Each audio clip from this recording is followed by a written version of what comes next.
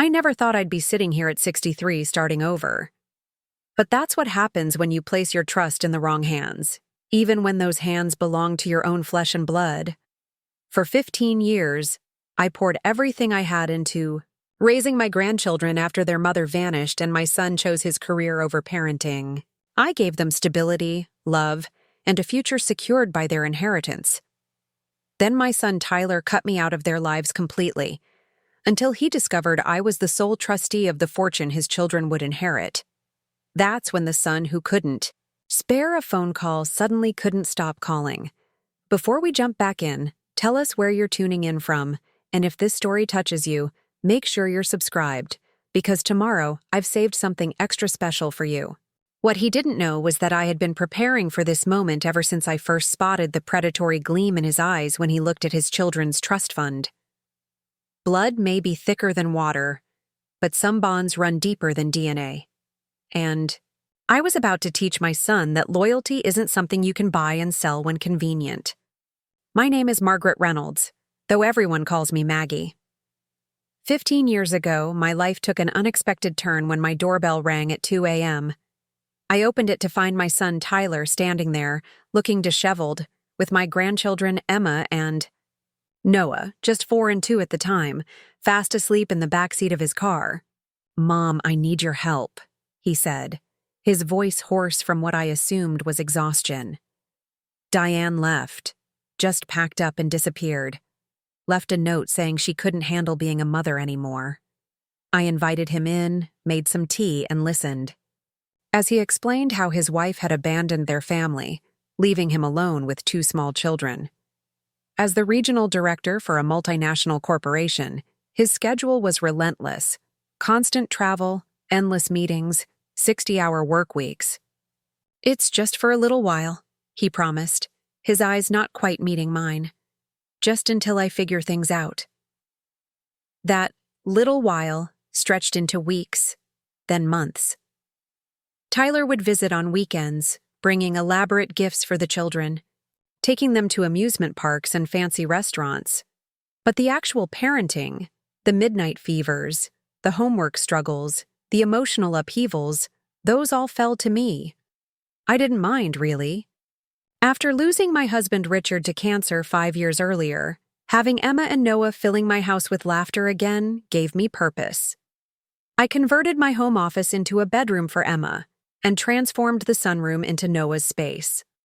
I learned to make dinosaur-shaped pancakes that Noah loved and braided Emma's hair just the way she liked before school. By the time a year had passed, it became clear that Tyler's temporary arrangement had become permanent. He'd moved into a sleek downtown apartment that wasn't really set up for kids, and his weekend visits grew shorter and less frequent. "You're doing such an amazing job with them, Mom," he'd say, pressing a check into my hand. "They're thriving with you in ways they never could with me." The checks were generous, I'll admit that.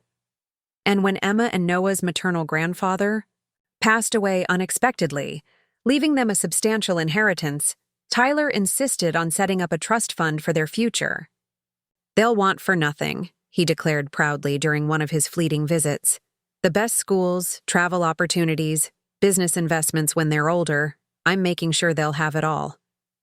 What he didn't mention was that he'd named himself as co-trustee, with me as the other. What he didn't say was that he'd started viewing their inheritance as a solution to his own financial missteps. For nearly 15 years, I raised those children as my own.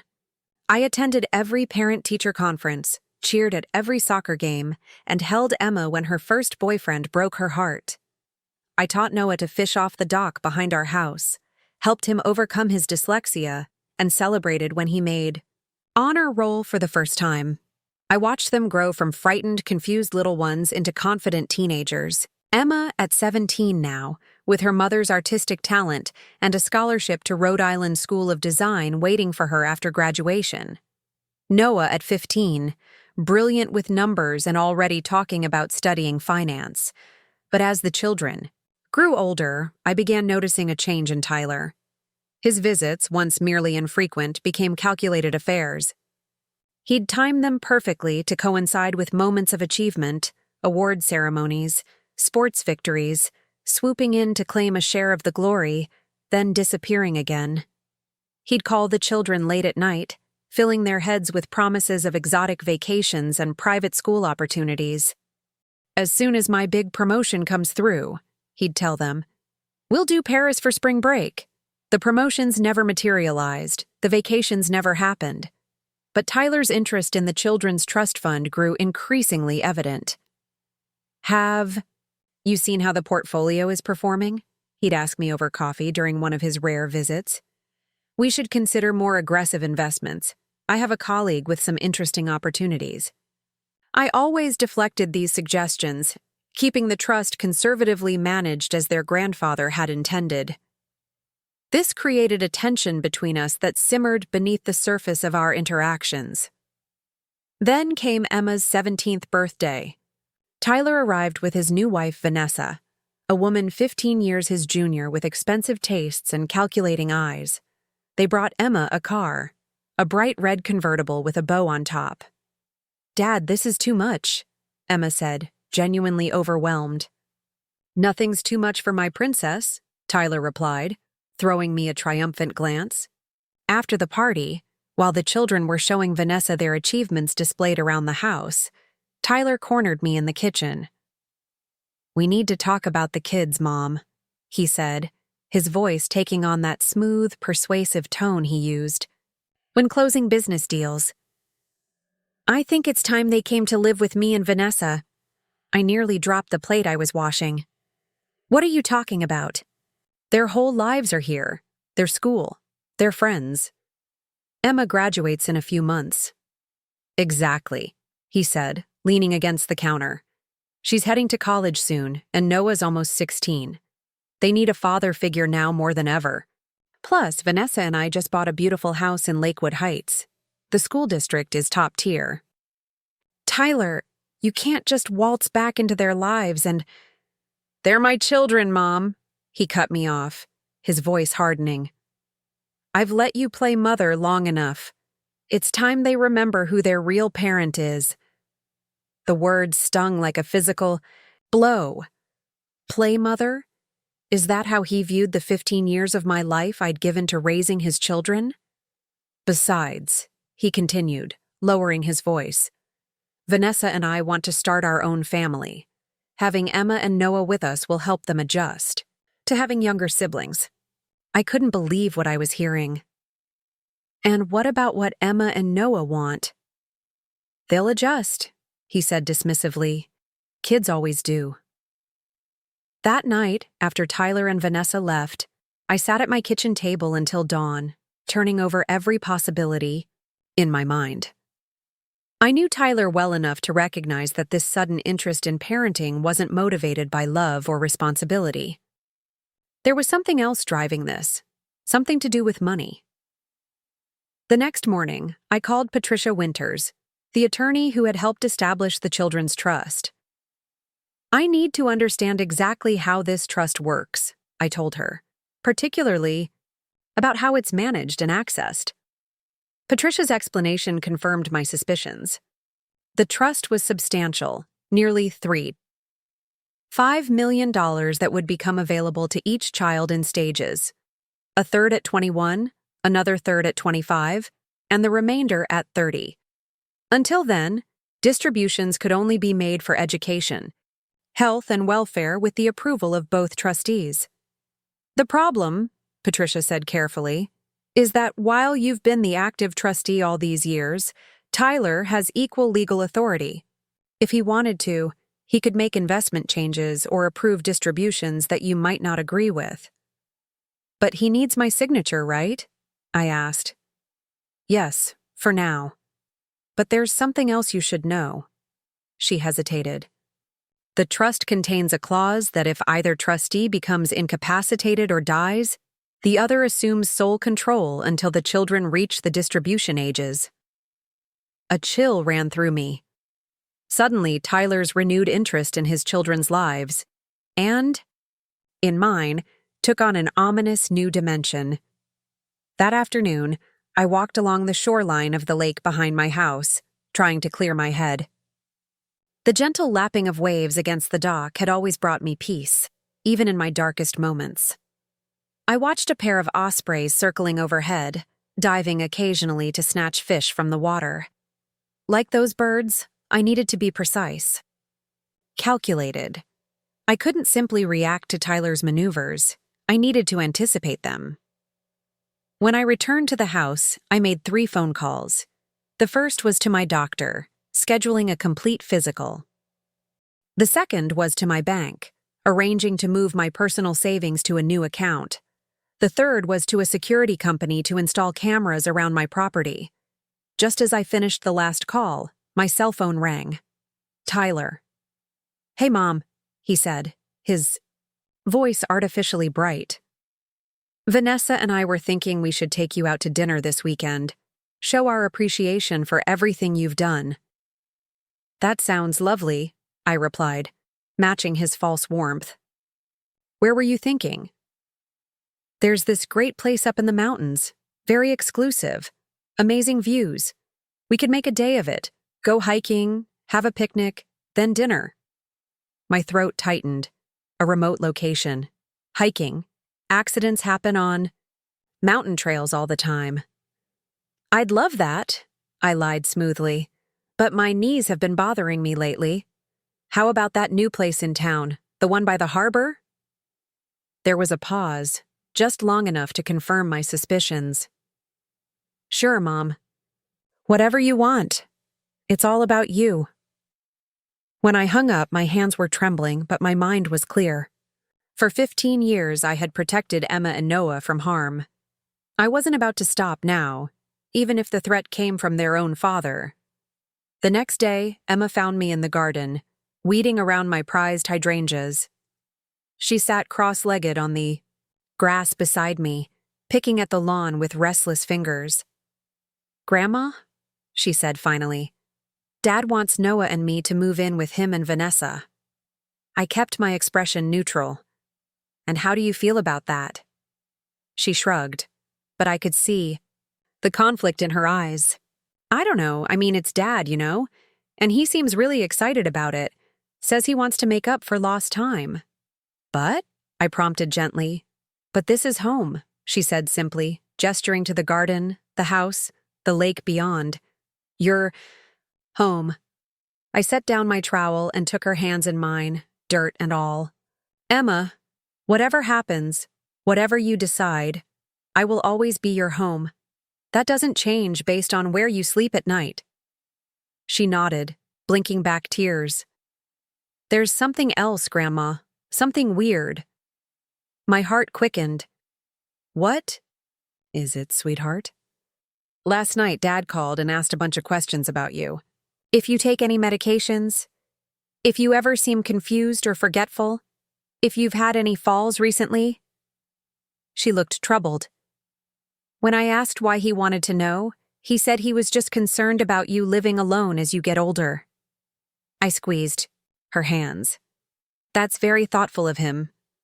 But the way he asked, it felt strange, like he was hoping for a specific answer. "Well," I said lightly, "I'm as healthy as a horse. Your father needn't worry."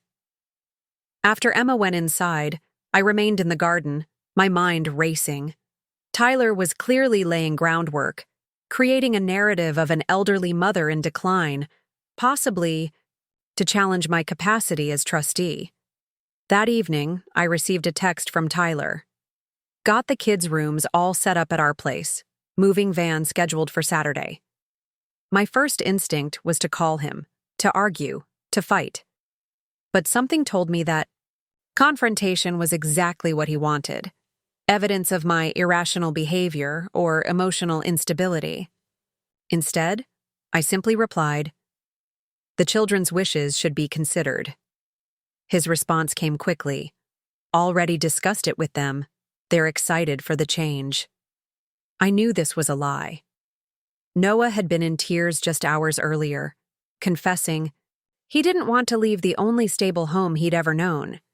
But I also knew that Tyler could be persuasive, manipulative even, especially with children eager for their father's approval. Preparing and narrating this story took us a lot of time, so if you are enjoying it, subscribe to our channel. It means a lot to us. Now back to the story. The next morning I made breakfast as usual, blueberry pancakes, Noah's favorite, when the doorbell rang. A courier stood on my porch with an envelope requiring my signature. Inside was a legal document, a petition for guardianship transfer, claiming that due to my advancing age and declining health, the children would be better served living with their father. Attached were affidavits from Tyler and Vanessa describing instances of my supposed forgetfulness and confusion, all fabricated. The papers trembled in my hands, not from fear but from a cold, clear anger that I hadn't felt in decades. This was the same Tyler who had dumped his traumatized children on my doorstep 15 years ago. The same Tyler who had missed school, plays, and parent-teacher conferences because they interfered with his business dinners.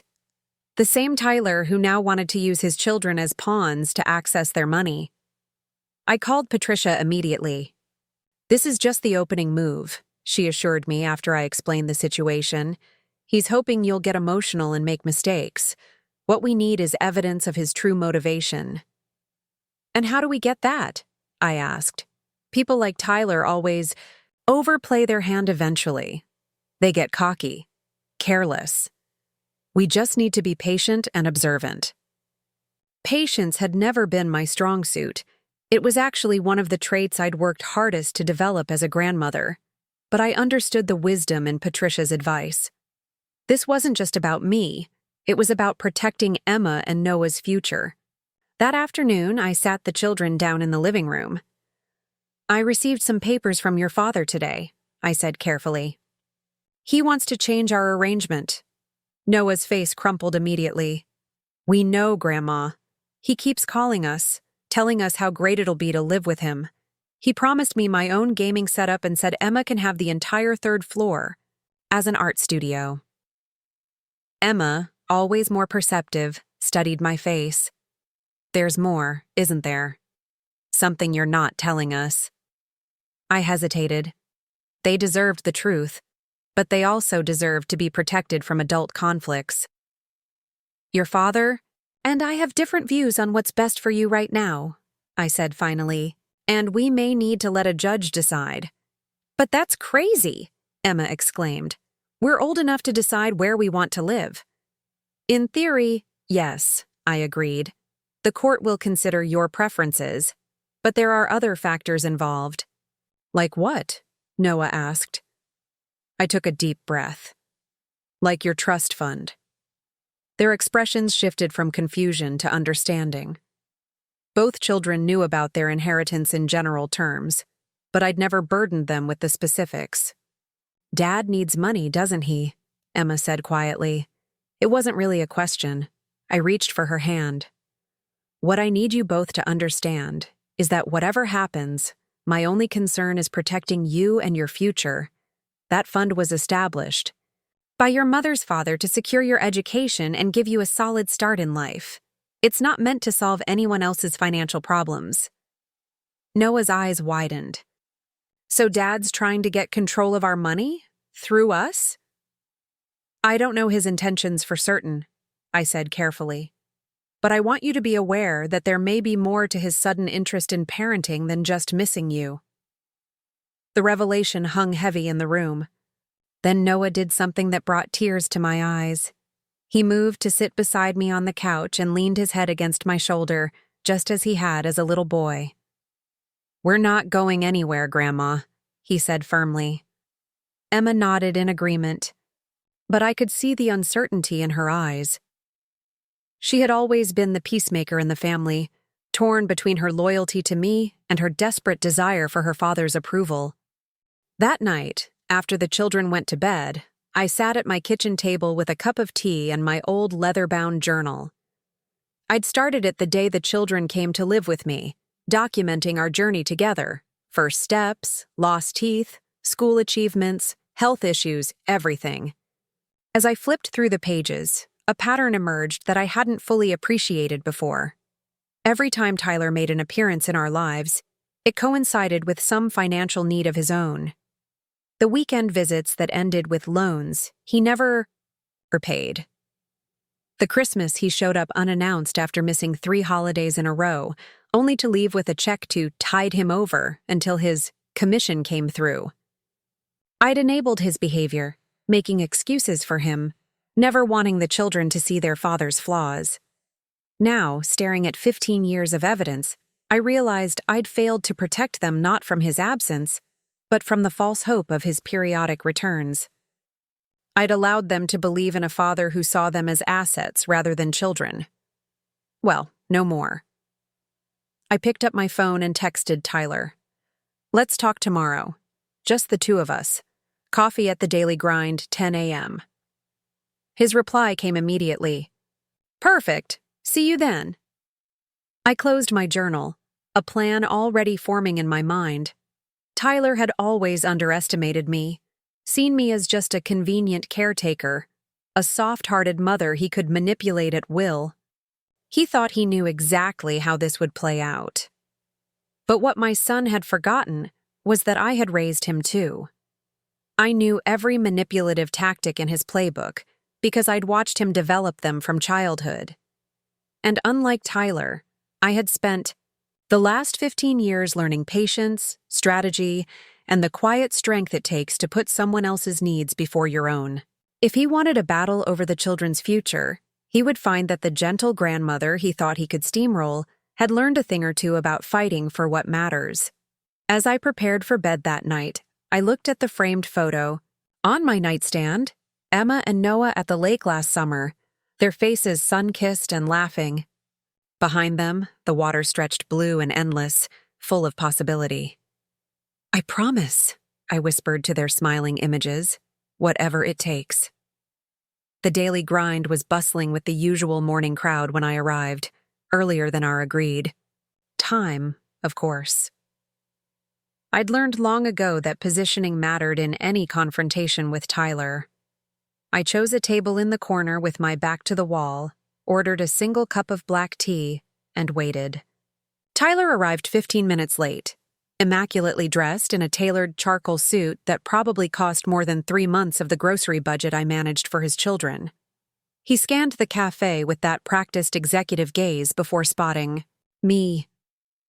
As he approached, I noted how he'd perfected the art of looking both hurried and completely in control. "Sorry I'm late, Mom," he said, not sounding sorry at all. "Traffic was a nightmare." He leaned down to kiss my cheek, a theatrical gesture he only performed when he wanted something. "No problem," I replied mildly. "I knew to expect you on Tyler time." A flicker of annoyance crossed his face before his practiced smile returned. He ordered an elaborate espresso drink with precise specifications, then turned his full attention to me. "You're looking well," he said, his eyes scanning me as if searching for signs of deterioration he could document later. "I am well," I confirmed. "Just had my annual physical last week. Doctor says I have the constitution of someone 20 years younger." He nodded, momentarily thrown off script. "That's great to hear. I thought we should talk about these papers you had delivered," I said, placing the guardianship petition on the table between us. Quite a surprise. Tyler leaned forward, his voice dropping into what I recognized as his sincere business tone. "Mom, I know this seems sudden, but Vanessa and I have been discussing it for months. The kids need stability, a proper family structure." "Stability," I repeated, like they've had for the past 15 years in the only home they remember. He flinched slightly but recovered quickly. "That's not what I meant. You've done an amazing job. Really, above and beyond. But they need their father now. Male guidance, especially for Noah." After 15 years of occasional weekends and missed birthdays, a muscle twitched in his jaw. "I've had to work, Mom. Building a career to provide for them." "Provide what exactly?" "I've covered their daily needs with the support payments from Diane's family and my own resources. Your contributions, while appreciated, haven't been consistent." Tyler's expression hardened, This isn't about money. Isn't it? I asked quietly, looking directly into his eyes. Eyes so like his father's that it sometimes hurt to look at them. Then explain to me why you've suddenly taken such an interest in their trust. Hunt. That's not fair, he said, his voice tight. I've always been concerned about their financial future. So concerned that you tried to move $50,000 from the education portion last month for enrichment activities that never materialized? I watched his face carefully. Patricia called me about that, by the way. Tyler's expression flickered, between surprise and irritation. That nosy lawyer should mind her own business. The children's trust is her business. It's her job to protect their interests. He sighed dramatically, running a hand through his perfectly styled hair. Look, I made one investment that didn't pan out. These things happen. I was trying to recoup before anyone noticed. With the children's money. It would have benefited them in the long run, he insisted. I took a sip of my tea, letting the silence stretch between us. Finally, I said, Tyler, let's be honest with each other. Your company is struggling. The Westlake project fell through, your investors are pulling out, and Vanessa's spending habits haven't adjusted to your new financial reality. His face went pale, then flushed with anger. You don't know what you're talking about. I read the business section, son, and Noah mentioned that you've been arguing with Vanessa about credit card bills. Tyler's expression hardened. So you're spying on me through my own children now? No. I'm listening to them when they talk, which is apparently more than you. Darcy folded my hands on the table. They know about this petition, by the way. They're not happy. They're children. They don't understand what's best for them. They're 17 and 15, not toddlers, and they understand perfectly well when they're being used. Tyler's carefully constructed facade began to crack. Used? I'm their father. I have every right to abandon them when it's convenient and reclaim them when there's financial advantage, I finished for him. The court might not see it that way, especially when Emma and Noah testify about their preference to stay with me. His eyes narrowed dangerously. You've poisoned them against me. I've never said a negative word about you to those children, I replied truthfully. I've made excuses for your absences, celebrated your occasional appearances, and maintained the fiction that you were always just one promotion away from being the father they deserved. Tyler looked away, unable to hold my gaze. When he spoke again, his voice had shifted to something softer, almost vulnerable, another calculated tactic I recognized from his childhood. Mom, I know I've made mistakes. I want to make it right. I want to be there for them now. Then be there. Visit more often. Take them for weekends. Build a relationship. You don't need custody to be their father, Tyler. He shook his head. It's not the same. They need to be under my roof, part of my daily life. After 15 years of absence, you want to uproot them completely? Emma graduates in a few months. Noah is thriving in his current school. Why now, Tyler? Why the urgency? He didn't answer directly, instead pivoting to another approach. Vanessa is really great with them, you know. She's excited about being a stepmother. The same Vanessa who referred to them as baggage at Christmas dinner last year? Tyler's eyes widened in surprise. They heard that? Emma did. She was bringing in dessert from the kitchen. He ran a hand over his face, momentarily dropping the polished exterior to reveal genuine frustration. For a second, I glimpsed the little boy who used to come to me when things went wrong, looking for me to fix everything. But that little boy had grown into a man who had chosen ego and ambition over family obligations time and time again. Mom, he said finally, his voice lower. You don't understand the pressure I'm under. The business, the mortgage on the new house, Vanessa's expectations. I need this to work. There it was, the closest he'd come to admitting the truth. And the Children's Trust Fund would solve those problems, I stated, not as a question. His silence was confirmation enough. Tyler, I said gently, that money is for their future, not yours. Not for your business failures or your wife's shopping habits. I would pay it back, he insisted. Like all those loans over the years? I asked, keeping my voice even. He flushed again, anger replacing embarrassment. So that's how it is? You're going to fight me on this? I'm going to protect Emma and Noah. That's what I've been doing for 15 years, and I won't stop now. Even if the threat comes from you. Tyler stood abruptly, nearly knocking over his untouched coffee. You'll regret this, Mom. I have resources, connections. I'll get a psychological evaluation ordered. I'll have social workers inspecting your home. By the time I'm done, everyone will see you for what you are, a controlling old woman who can't let go. I remained seated, looking up at him calmly. Is that what your children will see? Because they'll be questioned too, Tyler. They'll be asked about your parenting, your presence in their lives, your motivations. Are you prepared for what they might say? Something uncertain flickered in his eyes. Think carefully about the path you're choosing, I continued quietly. There are things that once said can never be unsaid, wounds that never fully heal. For a moment, just a brief moment, I thought I saw a glimmer of the son I remembered, the one who once had a conscience beneath the ambition. But then his expression hardened again. I'll see you in court, he said coldly, and walked out, without looking back. I sat there long after he'd gone, my tea growing cold, my heart heavy with the certainty that this confrontation had been inevitable from the moment Tyler realized how substantial his children's inheritance was. Some part of me had always known he would come for it eventually. I just hadn't expected him to use the children themselves as leverage. When I finally left the cafe, the bright April sunshine felt like a mockery of my mood.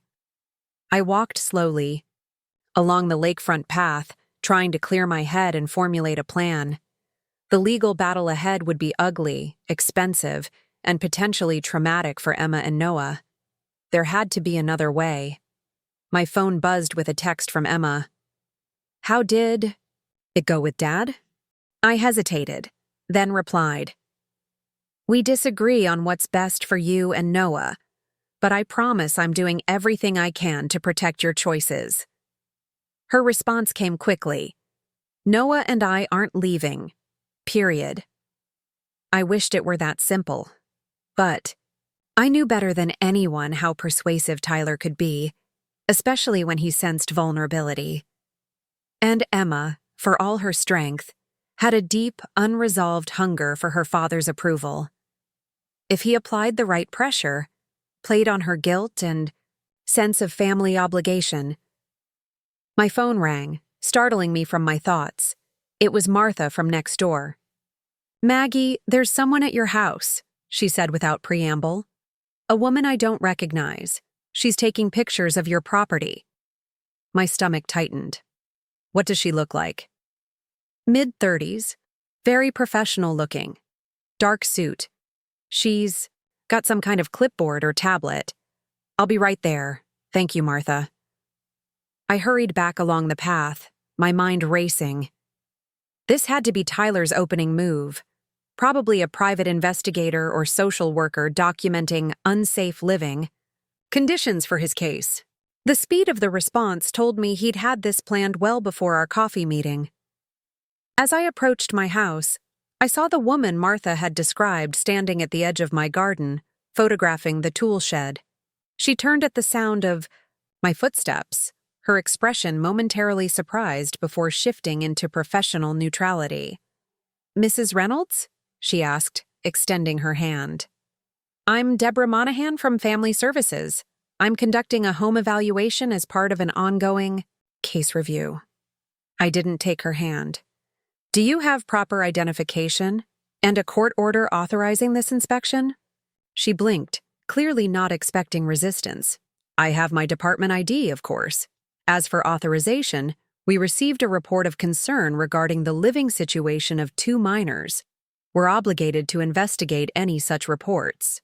A report? Filed this morning, I presume? She didn't confirm or deny, but her slight hesitation told me everything. Ms. Monahan, I said firmly, I'm familiar with proper protocols for home evaluations. They require advance notice unless there's evidence of immediate danger to a child. They also require properly filed paperwork, which I doubt you have considering my son only threatened this action 90 minutes ago. Her professional veneer cracked slightly. Your son? Please don't insult my intelligence, I interrupted. Tyler Reynolds filed this complaint, didn't he? Right after our meeting at the Daily Grind.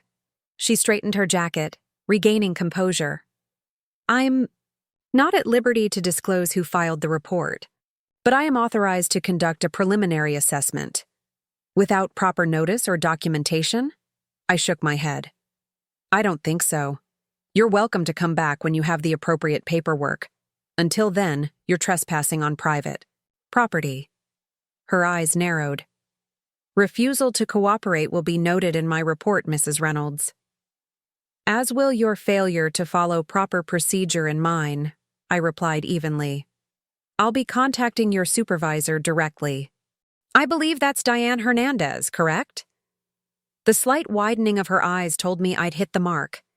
I'd served on enough community boards over the years to know most of the department heads in our county.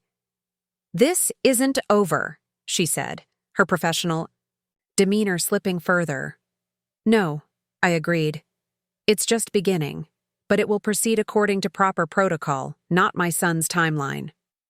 She retreated to her car, typing furiously on her phone, no doubt reporting back to Tyler. I watched, until she drove away, then went inside, my hands shaking with a mixture of anger and adrenaline. Emma and Noah were at the kitchen table, their faces pale and worried. They'd obviously witnessed the confrontation through the window. Was that because of Dad? Noah asked immediately. I considered sugarcoating the truth, then decided against it. They deserved honesty. Yes, he's trying to build a case that I'm an unfit guardian. Emma's expression hardened. That's ridiculous. Everyone knows you're the best thing that ever happened to us. Unfortunately, family court doesn't always operate on what everyone knows, I explained gently. Your father has resources and can paint a very convincing picture. Noah looked devastated. So we might have to go live with him no matter what we want. I sat down between them at the table, taking one of each of their hands in mine. Listen to me. I have spent 15 years making sure you both had stability, love, and a voice. I'm not about to stop fighting for those things now. But what if he wins? Emma whispered. Then we adapt, I said firmly. We find ways to maintain our connection.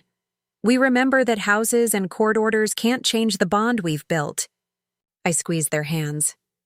But we're a long way from that outcome. The next morning, I woke to the sound of my doorbell ringing insistently. It was barely 7 a.m. I threw on a robe and hurried downstairs, half expecting to find another social worker or process server. Instead, I opened the door to find Vanessa, standing on my porch, impeccably dressed in designer casual wear that probably cost more than my monthly pension. Her expression was a carefully constructed mask of concern. Helen, she said, stepping forward as if expecting to be invited in. We need to talk. It's Maggie, I corrected her mildly, not moving from the doorway. And I think Tyler and I said everything necessary yesterday. Her perfect smile tightened. This isn't about yesterday. It's about finding a solution that works for everyone. I studied her face. Young, beautiful, carefully maintained. I'd never seen Vanessa without her makeup precisely applied, her clothing strategically selected to display her wealth and status. In the 3 years she'd been married to Tyler, she'd never once asked about the children's interests or achievements. The doorstep isn't the place for this conversation, I finally said, stepping back to allow her entry. but we'll need to keep our voices down. The children are still sleeping. She followed me to the kitchen, her eyes scanning my home with barely disguised judgment. I busied myself making coffee, more to occupy my hands than from any desire to play hostess. "Charming place," she said in a tone that suggested the opposite. "So, rustic." I didn't take the bait. "What can I do for you, Vanessa?" She perched on one of my kitchen stools, arranging herself like a model posing for a photo shoot. I thought we could talk woman to woman, mother to, well, grandmother. About this unnecessary conflict Tyler seems determined to pursue. She sighed dramatically. Men can be so brutish in their approach, don't you think? All ultimatums and legal threats. I set a mug of coffee in front of her. "And you have a more elegant solution?" "I believe I do." She took a delicate sip from the mug, then set it aside with the slightest wrinkle of her nose. "Tyler is being driven by pride and ego. He feels threatened by your relationship with the children, the way they look up to you, depend on you." "And you think that's unreasonable after 15 years as their primary caregiver?" "Of course not," she said smoothly. "But men aren't always reasonable, are they? Especially when their authority is challenged." I leaned against the counter, watching her carefully. "What exactly are you proposing?" "A compromise." She smiled, displaying perfect white teeth. "The children stay with you until Emma graduates. That's just a few months away. Then Noah comes to live with us for the school year, spending summers and holidays with you. Emma can decide her own arrangements, being nearly an adult." I considered her offer, trying to discern the hidden agenda. "And the trust fund?" A flicker of something, irritation, impatience, crossed her face before disappearing behind another practiced smile. "Tyler would remain co-trustee, of course, but we would establish a formal agreement about how distributions are approved, with a neutral third party to mediate any disagreements." "A third party of your choosing, I presume?" She waved a manicured hand dismissively. "Details to be worked out. The important thing is avoiding a messy court battle that would only hurt the children." There it was, the manipulation wrapped in concern. I'd seen Tyler use the same tactic countless times. "You seem very invested in this compromise, Vanessa," I observed, "considering you've shown minimal interest in the children until now." Her smile remained fixed, but her eyes hardened. "I'm trying to keep our family from being torn apart by unnecessary drama." "Our family," I repeated. Interesting choice of words from someone who referred to Emma and Noah as baggage. She had the grace to flush slightly. That was taken out of context. I was simply expressing that blended families present unique challenges, like the challenge of accessing their trust fund without my signature. The pretense dropped entirely then, her expression turning cold. "Let's cut the maternal guardian act, shall we? We both know what this is really about. You've spent 15 years playing the martyr, the selfless grandmother stepping in where others failed. It's become your identity. You're terrified of letting go because without those kids, you're just a lonely old woman with nothing left." I didn't take the bait. "Is that Tyler's assessment or yours? Does it matter? It's the truth." She stood, smoothing her designer jeans. "Tyler was too soft. Yesterday, too sentimental. He still sees you as his mother. I see you more clearly." "And what do you see, Vanessa?" "An obstacle." Her voice was flat, all pretense gone. "One that needs to be removed." "By any means necessary," I asked quietly. "By whatever means work." She picked up her purse, an expensive leather thing that probably cost more than my monthly grocery budget. "The offer stands, for now. Let the children finish the school year here, then Noah comes with us. We share trustee responsibilities with proper oversight. Everyone saves face. And if I decline? She smiled, but it didn't reach her eyes. Then Tyler proceeds with the guardianship petition, the psychological evaluation, the home inspections. We document every minor lapse, every moment of forgetfulness, every outdated appliance or loose step in this charming old house. We create a narrative of a well-meaning but increasingly incapable grandmother who can't provide proper supervision for two teenagers. That would devastate the children, I said. That would be your choice, not ours. She stepped closer, lowering her voice. Be smart, Margaret. Take the deal. Let everyone walk away with dignity. The alternative won't be pretty, for any of you. With that, she turned and walked out, leaving her coffee untouched and a chill in the air that had nothing to do with the temperature. I stood frozen in my kitchen, her threats echoing in my ears. She had made one thing abundantly clear. This wasn't just Tyler being opportunistic. This was a calculated, coordinated attack on my guardianship, and by extension, on the children's financial security. The sound of footsteps on the stairs broke my reverie. Emma appeared in the doorway, her hair tousled from sleep, her expression troubled. Was that Vanessa I heard? She asked. I nodded, not trusting my voice immediately. Emma's face darkened.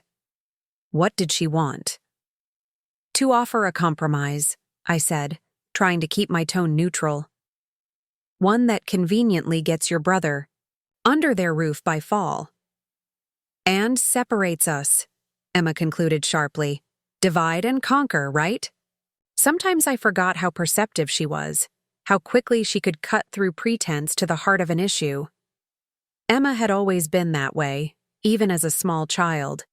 Something like that, I acknowledged. She came fully into the kitchen, pouring herself a cup of the coffee I'd made. You know they're just after the money, right? Dad's company is in trouble. Someone at school, their dad works with Dad, said there were layoffs last month and the Westlake project is basically dead. I raised an eyebrow. You've been investigating? She shrugged, looking suddenly younger than her 17 years. I wanted to understand why he's doing this now. Why, after all this time, he suddenly wants to play daddy. The bitterness in her voice broke my heart.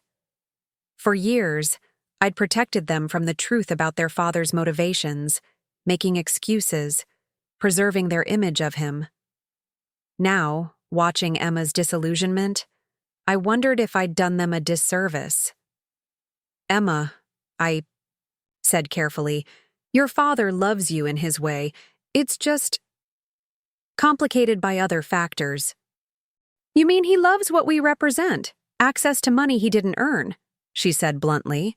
I couldn't bring myself to confirm it directly. People can have mixed motivations. She took a long sip of coffee, then set the mug down with a decisive click. Well, his motivations don't matter. I'm not going anywhere, and neither is Noah. It might not be that simple, I cautioned. Why not? I'm 17.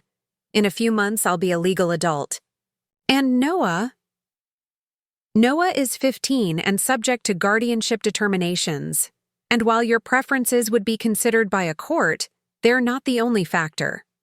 Emma's face flushed with frustration. So what? We just surrender? Let them manipulate the system and take him away? No, I said firmly. We fight smart. We gather evidence.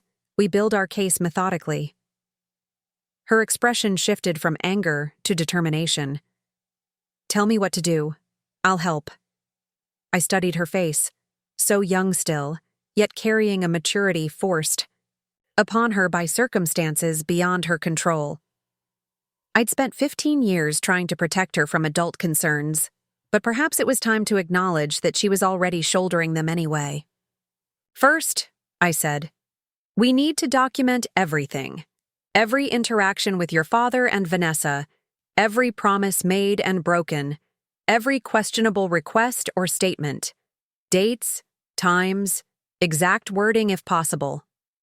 She nodded, already reaching for Her phone. I can start a note file. Noah can help too. Second, we need to secure the trust documentation. I have copies, but we should make sure there's a set with Patricia as well, in case anything happens to mine. You think they'd steal documents? Emma asked, eyes widening. I think they're desperate, and desperate people make poor choices. I hesitated, then added, like that social worker yesterday. She was here less than 2 hours after my meeting with your father. That's not coincidence. That's coordination. Emma's expression hardened with resolve. What else? We need to be prepared for more unexpected visits. Officials, evaluators, maybe even police responding to anonymous concerns. The house needs to be immaculate, all maintenance up to date, nothing that could be twisted into evidence of neglect. I'll talk to Noah. We'll step up on chores, make sure everything's perfect. I reached out to touch her cheek gently. Emma, I don't want you and Noah living in fear, watching every word, inspecting every corner. That's not a healthy home environment. Neither is living with Dad and Vanessa, she countered fiercely. Before I could respond, my phone pinged with a text message. It was from Patricia. Tyler just filed for emergency temporary custody. Hearing set for tomorrow at 2 p.m. Call me immediately. I tried to keep my expression neutral, but Emma must have seen something change in my face. What is it? She demanded. I hesitated, torn between protecting her and respecting her right to know. Your father has escalated the legal situation. There's a hearing tomorrow. What kind of hearing? Emergency custody, I said, my voice steadier than I felt. Emma's face drained of color. Can he do that? Just rip us away without warning? He can try, I said. But emergency orders require evidence of imminent danger or harm. They're typically reserved for cases of abuse or severe neglect. But there isn't any, she protested. No, there isn't. Which means he's either fabricated something or is planning to present the situation in extremely misleading terms. I picked up my phone. I need to call Patricia. Emma wrapped her arms around herself, suddenly looking very young. Grandma, I'm scared. I set the phone down and pulled her into a hug, holding her close like I had when she was small and woke from nightmares. I know, sweetheart. I am too. But fear doesn't help us think clearly. And clear thinking is what we need most right now. She nodded against my shoulder, then straightened, wiping quickly at her eyes. I'll wake Noah. He should know what's happening. As she headed upstairs, I sank into a kitchen chair, the weight of what we were facing settling over me like a physical burden. Tyler was moving faster and more aggressively than I'd anticipated. The emergency hearing meant he was claiming some immediate threat to the children's safety or welfare, a claim that would have to be dramatic enough to convince a judge to act without full investigation. What had he told them? What story had he and Vanessa concocted that was so urgent it warranted emergency intervention? I dialed Patricia's number with shaking fingers, my mind racing through possibilities. Had they claimed abuse, neglect, mental instability? Would they bring up my age as a factor, suggesting I was no longer physically capable of caring for teenagers? As the phone rang, I glanced around my kitchen, the warm, lived-in heart of the home I'd created for Emma and Noah. The refrigerator was covered with their artwork, school schedules, and achievement certificates. The growth chart marked on the doorframe showed 15 years of physical development. The slightly scarred table had hosted thousands of meals, homework sessions, board games, and late-night conversations. This was their home, their sanctuary, and I was about to fight with everything I had to keep it that way. Patricia arrived at my house an hour later, carrying a thick leather briefcase and wearing an expression that told me she'd canceled other appointments to be here. Her usual crisp professionalism was tinged with genuine concern as she settled at my kitchen table, spreading documents before her. Emergency custody petitions require evidence of immediate danger, she explained, pushing, her glasses up on her nose. Tyler is claiming several things: that you've been exhibiting signs of early dementia, that you've been leaving the children alone overnight while you wander, and most seriously, that you've been misappropriating funds from their trust for personal expenses. I stared at her, momentarily speechless. That's absurd. All of it. She nodded grimly. Of course it is. But he's submitted affidavits, one from himself, one from Vanessa, and one from a Dr. Raymond Kent claiming he observed concerning behavior during a recent encounter with you. I've never met anyone named Dr. Kent in my life, I said, bewildered. Patricia's mouth tightened. He's a psychiatrist who specializes in geriatric care. According to his statement, he observed you at the daily grind yesterday exhibiting paranoid tendencies and disorganized thinking patterns. He claims you approached him, thinking he was someone else, and became agitated when corrected. The pieces clicked into place with nauseating clarity. There was an older gentleman at a nearby table, gray hair, glasses. Tyler greeted him, briefly on his way out. I shook my head in disbelief. This was premeditated. He brought this doctor to observe me without my knowledge. It gets worse, Patricia said quietly. The social worker who came here yesterday, Deborah Monahan, has filed a report claiming you were hostile, confused, and refused a standard welfare check. She never identified herself properly or presented any authorization, I protested. And she was trespassing, taking photographs of my property without consent. I believe you, Patricia assured me. But the court's first concern will be the children's immediate safety. Tyler has crafted a narrative designed to raise serious red flags: cognitive decline, financial mismanagement, paranoia, isolation of the children from their father. My stomach churned with a mixture of fear and rage. This is all fabricated. He's manipulating the system to get control of their trust. I know that, Patricia said firmly. But we need to convince a judge in less than 24 hours.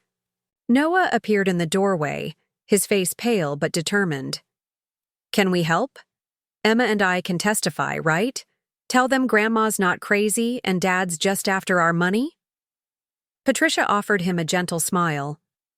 Your perspectives will be valuable, Noah, but there are protocols about minors testifying in family court, especially in emergency proceedings. This is our lives, he insisted, stepping fully into the kitchen. They can't just decide everything, without even talking to us. Unfortunately, they can, Patricia said, her voice softening. The system is designed to prioritize child safety above all else, which is normally a good thing. But in this case, it's being weaponized against your grandmother.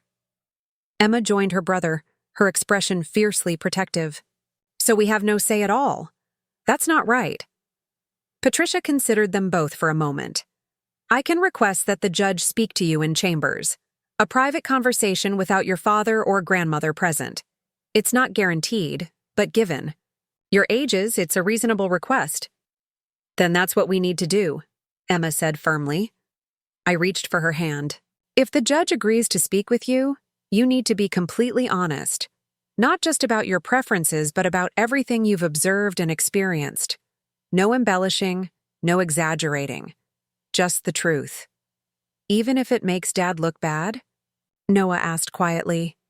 The question carried the weight of 15 years of complicated emotions, the love and loyalty children naturally feel toward a parent, even one who had been largely absent. I'd spent those years preserving their relationship with Tyler, never speaking ill of him, making excuses for his absences. Now I was asking them to do the opposite. Even then, I said gently, the truth is our strongest weapon right now. Patricia nodded in agreement, then turned back to her documents. We need to compile evidence rapidly. Financial records showing proper management of the trust. Medical records confirming your excellent health. Statements from teachers, neighbors, anyone who can attest to the stable home environment you've provided. Martha next door, Noah suggested immediately. She's known us forever. And Mr. Delaney from school? Emma added. He's been my art teacher for 4 years. He could talk about how you've never missed a parent-teacher conference or art show. Patricia made notes. Good. Anyone else? Community connections, regular activities that demonstrate ongoing social engagement? The library book club? I offered. I've been a member for 10 years, and the community garden committee. Perfect. Patricia looked up. Now, about last night and this morning, when exactly did you learn about the emergency filing? From your text just before I called you. She frowned. So you had no advance warning, no legal notice served. Nothing, I confirmed. Just Vanessa showing up this morning with a thinly veiled threat. Patricia's eyes narrowed. Tell me exactly what she said. I recounted the conversation as precisely as I could, including Vanessa's final warning about creating a narrative of an incapable grandmother. Patricia's expression grew increasingly troubled. This suggests premeditation and bad faith, she said. They're not just seeking what they believe is best for the children. They're explicitly threatening to manufacture evidence. Can we record future conversations? Emma asked. Get them to repeat those threats? Oregon is a one-party consent state for recordings, Patricia confirmed. But be careful. Don't try to entrap them or ask leading questions. Just let them talk naturally. Noah's face had taken on a determined expression I recognized, the same look he got before math competitions or difficult tests. I have an idea, he said slowly. Dad always calls me on Tuesday nights to check in. It's the one consistent thing he does. He's probably going to call tonight, even with everything happening. And? Patricia prompted. And he always talks about how things will be better once we're living with him and Vanessa. He makes promises about what he'll buy us, what we'll do together. Noah glanced at me apologetically. I've never told you everything he says because I didn't want to upset you. I reached out to squeeze his hand. It's okay, Noah. I understand. He turned back to Patricia. If I record tonight's call, I bet he'll say something we can use. He always does. Patricia considered this carefully. That could be valuable. But Noah, don't push him or try to get specific admissions. Just have a normal conversation. Noah nodded solemnly. I can do that. What about the trust documentation?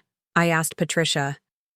Tyler is claiming I've misused funds, but every expenditure has been properly documented and approved.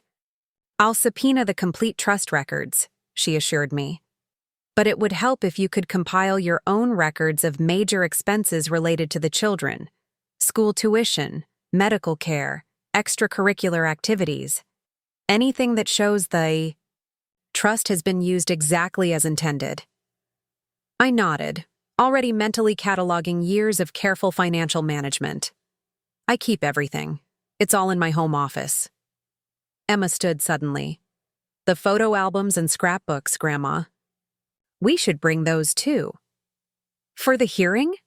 Patricia asked, looking confused. To show the judge our lives, Emma explained passionately. 15 years of birthdays, holidays, school events, everything Dad missed and Grandma was there for. Pictures are worth 1,000 words, right? Patricia smiled, her professional demeanor softening. They can be powerful evidence of a stable, loving home environment. Excellent thinking, Emma. As Emma and Noah hurried off to gather materials, Patricia lowered her voice. Maggie, you should prepare yourself. Tomorrow will be difficult. Tyler and Vanessa will be presenting you as cognitively impaired, financially exploitative, and potentially dangerous to the children. It will be painful to hear. I know, I said quietly, but I've faced worse for these children. The judge will likely appoint a guardian ad litem, an independent advocate to investigate and represent the children's interests. That person will have significant influence on the final custody determination. How quickly does that happen? It varies. Could be appointed tomorrow, could take a week. The emergency hearing is just to determine temporary custody until a full investigation can be completed. The word temporary sent a chill through me. Even a brief separation could be traumatic for Emma and Noah, not to mention giving Tyler and Vanessa time alone with them to apply pressure and manipulation. "What are our chances tomorrow?" I asked bluntly. Patricia hesitated, then opted for honesty. Emergency petitions typically favor the party claiming danger exists. The judicial philosophy tends toward better safe than sorry. Remove children from potential harm while the facts are sorted out. So they have the advantage. In terms of procedural bias, yes, she admitted. But we have truth on our side, and possibly the testimony of the children themselves. That counts for a lot. After Patricia left with copies of financial records and medical documents, I found Emma and Noah in the living room surrounded by photo albums and scrapbooks. They were selecting images that captured our life together. Noah's science fair victory, Emma's first art exhibition, countless birthdays and holidays, ordinary moments of homework and movie nights and summer adventures. "Look at this one," Noah said softly, pointing to a photograph taken at the lake 3 summers ago. We were all on the dock, sun-bronzed and laughing, having just learned to water ski. Dad was supposed to join us that weekend. He canceled last minute because of, some work emergency. He missed so much, Emma murmured, turning pages of carefully preserved memories. I used to be so angry about it. Then I just got sad. Now I'm kind of glad he wasn't around more, you know? He wouldn't have made these moments better. The simple truth in her words brought tears to my eyes. For years, I'd worried that I wasn't enough for them, that they needed their father despite his flaws and absences. I'd never considered that his presence might have diminished rather than enriched the life we'd built together. The ringing of the doorbell interrupted our reflection. I glanced at the security camera feed on my phone and felt my heart sink. Outside stood Deborah Monahan, the same social worker from yesterday, along with a uniformed police officer. "Stay. Calm," I told Emma and Noah. "Let me handle this." I opened the door with a composure I didn't entirely feel. "Ms. Monahan, back so soon?" She offered a tight smile. "Mrs. Reynolds, I've returned with proper documentation and Officer Carlson to conduct a welfare check on the minor children in your care." I examined the papers she extended, noting that they appeared in order this time. "May I see your identification?" "As well, please. Both of you." The social worker and officer produced their credentials, which I photographed with my phone before stepping back. "You may come in. The children are in the living room." Officer Carlson, a middle-aged man with a neutral expression, nodded politely. "Ma'am, this is just a standard check. Nothing to be concerned about." I didn't bother pointing out that there was nothing standard about their timing or the circumstances. Instead, I led them to the living room where Emma and Noah sat amid their photo albums, watchful and wary. "Emma, Noah, this is Ms. Monahan from Family Services and Officer Carlson. They're here to speak with you briefly." Deborah Monahan smiled with professional warmth that didn't reach her eyes. "Hello, Emma, Noah. I'd like to ask you a few questions about your life here with your grandmother. Officer Carlson is just here as a standard procedure." Emma straightened, meeting the woman's gaze directly. "Are you here because our father filed for emergency custody?" Ms. Monahan blinked, clearly surprised by the directness. "I'm here to ensure your well-being and safety." "We're fine," Noah said firmly. "Better than fine. This is our home, and we want to stay here with our grandmother." "I understand," Ms. Monahan said smoothly. "But I need to ask some specific questions. Would you be comfortable speaking with me privately? One at a time?" "No," Emma said immediately. "Whatever questions you have, you can ask us together, right here." The social worker's smile tightened. "It's generally better to—" "We know our rights," Emma interrupted. "We're old enough to have our preferences considered, and we prefer to answer questions together with our grandmother present." Officer Carlson shifted uncomfortably while Ms. Monahan regrouped. "Very well. First, do you feel safe in this home?" "Completely," they answered in unison. Has your grandmother ever left you alone overnight without proper supervision or care? Never, Noah said emphatically. She's always either here or arranges for Martha next door to check on us if she has to go somewhere, which is rare. Does your grandmother ever seem confused? Forgetful about important matters? Unable to recognize familiar people or places? Emma laughed, the sound sharp with incredulity. Are you serious? Grandma is the most mentally sharp person I know. She helps me with calculus homework. She remembers every appointment, every schedule detail, every preference we have. Have you ever observed your grandmother acting strangely? Perhaps wandering at night or becoming disoriented? Noah's expression darkened. The only strange thing is this questioning. Our dad is lying to you, and you know it. Ms. Monahan's professional veneer cracked slightly. I'm simply doing my job, Noah. No, Emma countered. You're helping our father build a false narrative because he wants control of our trust fund. He doesn't care about us. He's proven that for 15 years by being absent. He only started showing interest when he realized how much money was involved. The social worker looked taken aback by Emma's directness. She glanced at Officer Carlson, who maintained his neutral expression. Those are serious allegations, she said carefully. Yes, they are, I interjected. Just as serious as the false claims being made against me. Ms. Monahan turned her attention to me. Mrs. Reynolds, do you believe your son would fabricate concerns about your mental health? I know he would, I replied evenly, especially when there are millions of dollars at stake. Her eyebrows rose.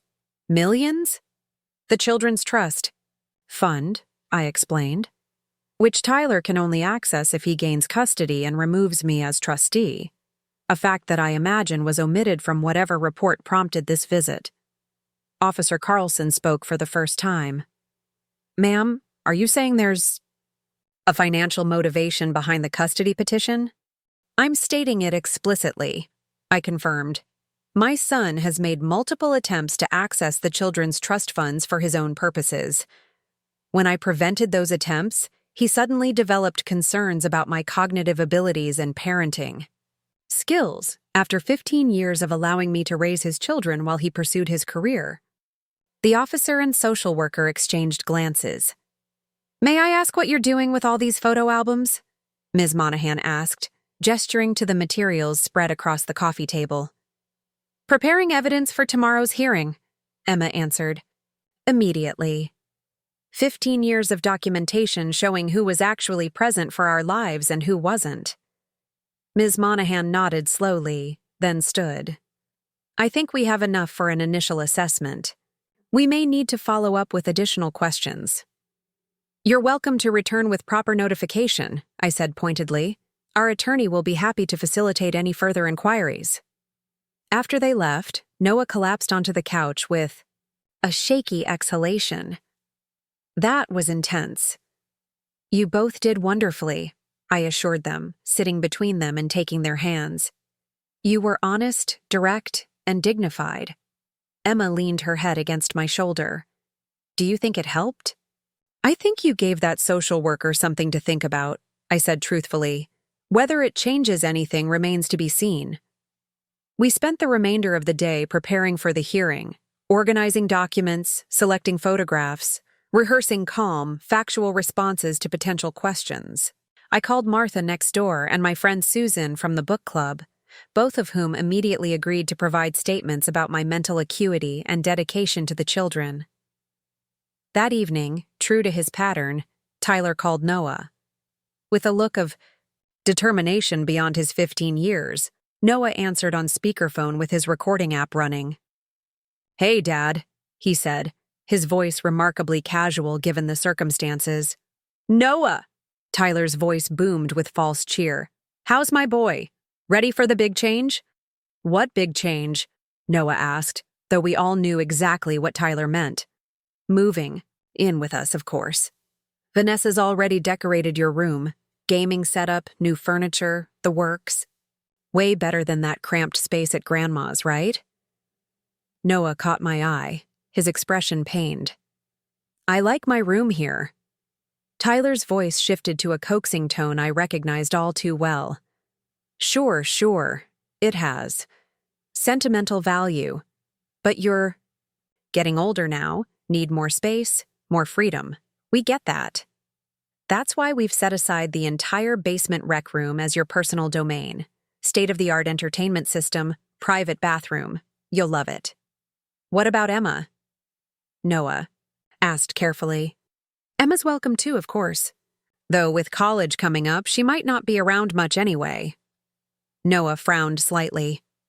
So, is this all happening because of the emergency hearing tomorrow? There was a brief pause before Tyler answered. That's just a formality, son. Some paperwork to make everything official. Nothing for you to worry about. But Grandma said you're claiming she has dementia or something. That's not true, Dad. Tyler's voice hardened slightly. Your grandmother is getting older, Noah. Sometimes she doesn't realize when things are slipping. It's natural, nothing to be ashamed of. But it's not fair to either of you to have that responsibility. She doesn't have dementia, Noah insisted. She's completely fine. A frustrated sigh came through the speaker. Look, there are things you don't understand about adult situations. Your grandmother has been mismanaging certain resources that belong to you and Emma. I'm just trying to protect what's rightfully yours. You mean our trust? Fund? Noah asked bluntly. Another pause, longer this time. Who told you about that? Grandma. She's always been honest with us about it. She says it's for our education and future. Well, yes, technically, Tyler said, his tone shifting to something smoother, more persuasive. But it could be doing so much more.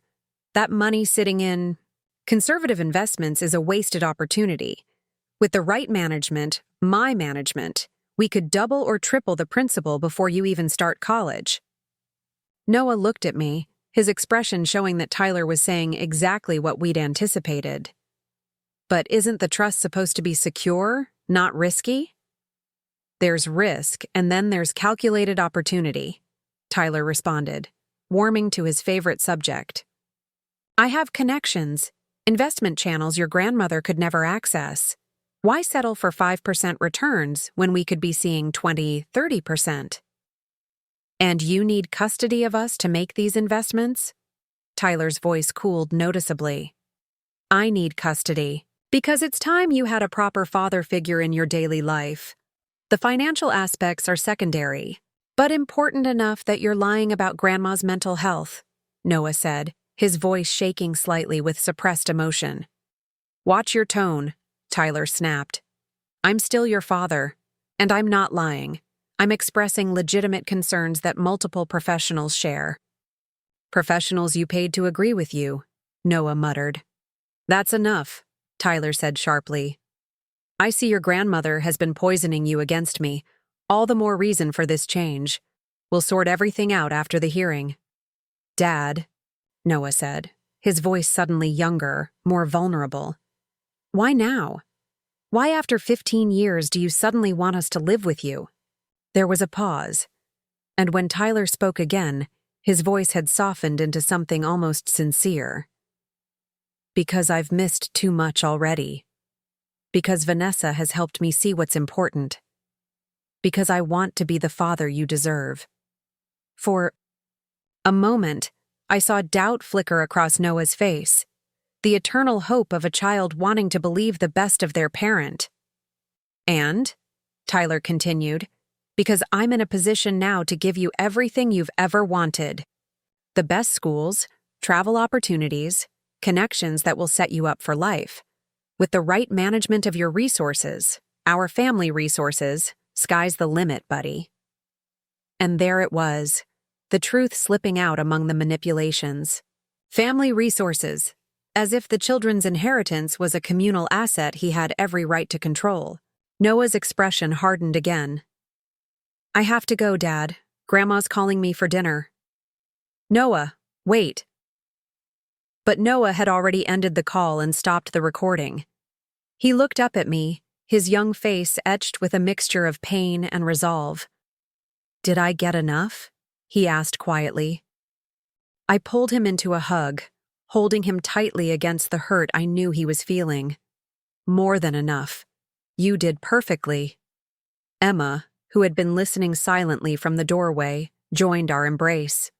He's not going to win, she said fiercely. We won't let him.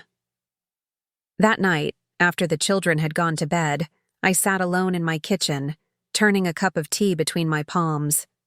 Tomorrow would test us all in ways we'd never been tested before. Tyler would present a compelling narrative of concern, backed by seemingly professional opinions. He had resources, connections, and the advantage of being the biological parent. All I had was the truth, the children's testimony, and 15 years of unwavering dedication. I thought about the road that had brought us here. That late-night doorbell, 2 frightened children, a son who had chosen career over family. I'd stepped in without hesitation, rearranging my life around their needs, finding new purpose in their growth and happiness. Had I made mistakes? Certainly. Perhaps I'd been too accommodating of Tyler's absences, too willing to make excuses for his failures. Perhaps I should have seen this coming sooner, should have taken steps to protect the children's inheritance more aggressively. But I had given them stability, consistency, and unconditional love. I had shown up, every day, every crisis, every triumph, when their father had not. That had to count for something in a system designed to protect children's best interests. As I finally headed to bed, I paused at each of their doors, Emma's with its collection of art exhibition flyers taped neatly in rows, Noah's with its periodic table poster and star chart. Beyond those doors slept the 2 people I loved most. In this world, the children who had become the center of my universe. Whatever it takes, I whispered my promise to the quiet hallway. Whatever it takes. The courtroom felt smaller than I expected, more intimate and somehow more threatening for it. Patricia and I sat at one table, while Tyler and his attorney, a polished man in an expensive suit who introduced himself as James Whitfield, occupied the table across the aisle. Vanessa sat in the gallery directly behind them, immaculately styled in a conservative blue dress that made her look like the perfect stepmother from a family sitcom. Emma and Noah were absent, waiting in a separate room in case the judge decided to speak with them. The thought of them sitting alone, anxious and uncertain, made my heart ache. Judge Miranda Calloway entered, a woman in her 50s with silver-streaked hair and sharp eyes that seemed to miss nothing. She reviewed the documents, before her with methodical care, occasionally glancing up to study our faces. This is an emergency custody hearing regarding Emma Reynolds, age 17, and Noah Reynolds, age 15, she stated, her voice neutral but authoritative. The petitioner, Tyler Reynolds, is requesting temporary custody pending a full evaluation, citing concerns about the children's current guardian, Margaret Reynolds. She looked directly at Tyler. Mr. Reynolds, you are the biological father of these children, correct? Tyler stood, the picture of concerned parenthood in his tailored, navy suit. Yes, Your Honor. And you've allowed them to remain in your mother's care for, she consulted her notes, 15 years? Yes, Your Honor. After their mother abandoned them, I was in a difficult position professionally. My mother graciously offered to help temporarily, and that arrangement extended longer than anticipated. I see, Judge Calloway said, her expression unreadable. And what has changed to prompt this emergency petition? Tyler's attorney rose smoothly. Your Honor, if I may. In recent months, Mr. Reynolds has observed deeply concerning changes in his mother's behavior and decision-making that place his children at risk. These observations have been corroborated by medical and social work professionals, as detailed in our filing. Judge Calloway nodded. So noted. Ms. Winters, your response? Patricia stood, her posture straight and confident. Your Honor, we categorically deny all allegations of cognitive impairment, financial impropriety, or any form of neglect. Mrs. Reynolds has provided a stable, loving home for these children for 15 years, maintaining their education, health, and emotional well-being with exemplary care. We believe this sudden petition is motivated not by genuine concern for the children, but by Mr. Reynolds' interest in gaining control of their substantial trust fund, of which Mrs. Reynolds is currently co-trustee. Tyler's attorney scoffed audibly. Your Honor, these baseless allegations about financial motivation are precisely the kind of paranoid thinking that concerns us about Mrs. Reynolds' current state of mind. I'll determine what's baseless in my courtroom, Mr. Whitfield, Judge Zyar, Calloway said sharply. She turned to Patricia. Do you have evidence supporting your claim about financial motivation? Yes, Your Honor. Patricia presented the court with copies of the trust documentation, records of Tyler's attempts to access funds, and, most importantly, the recording of his call with Noah from the previous evening. With the court's permission, we'd like to play a brief audio recording of Mr. Reynolds speaking with his son last night. Tyler leaned toward his attorney, whispering urgently.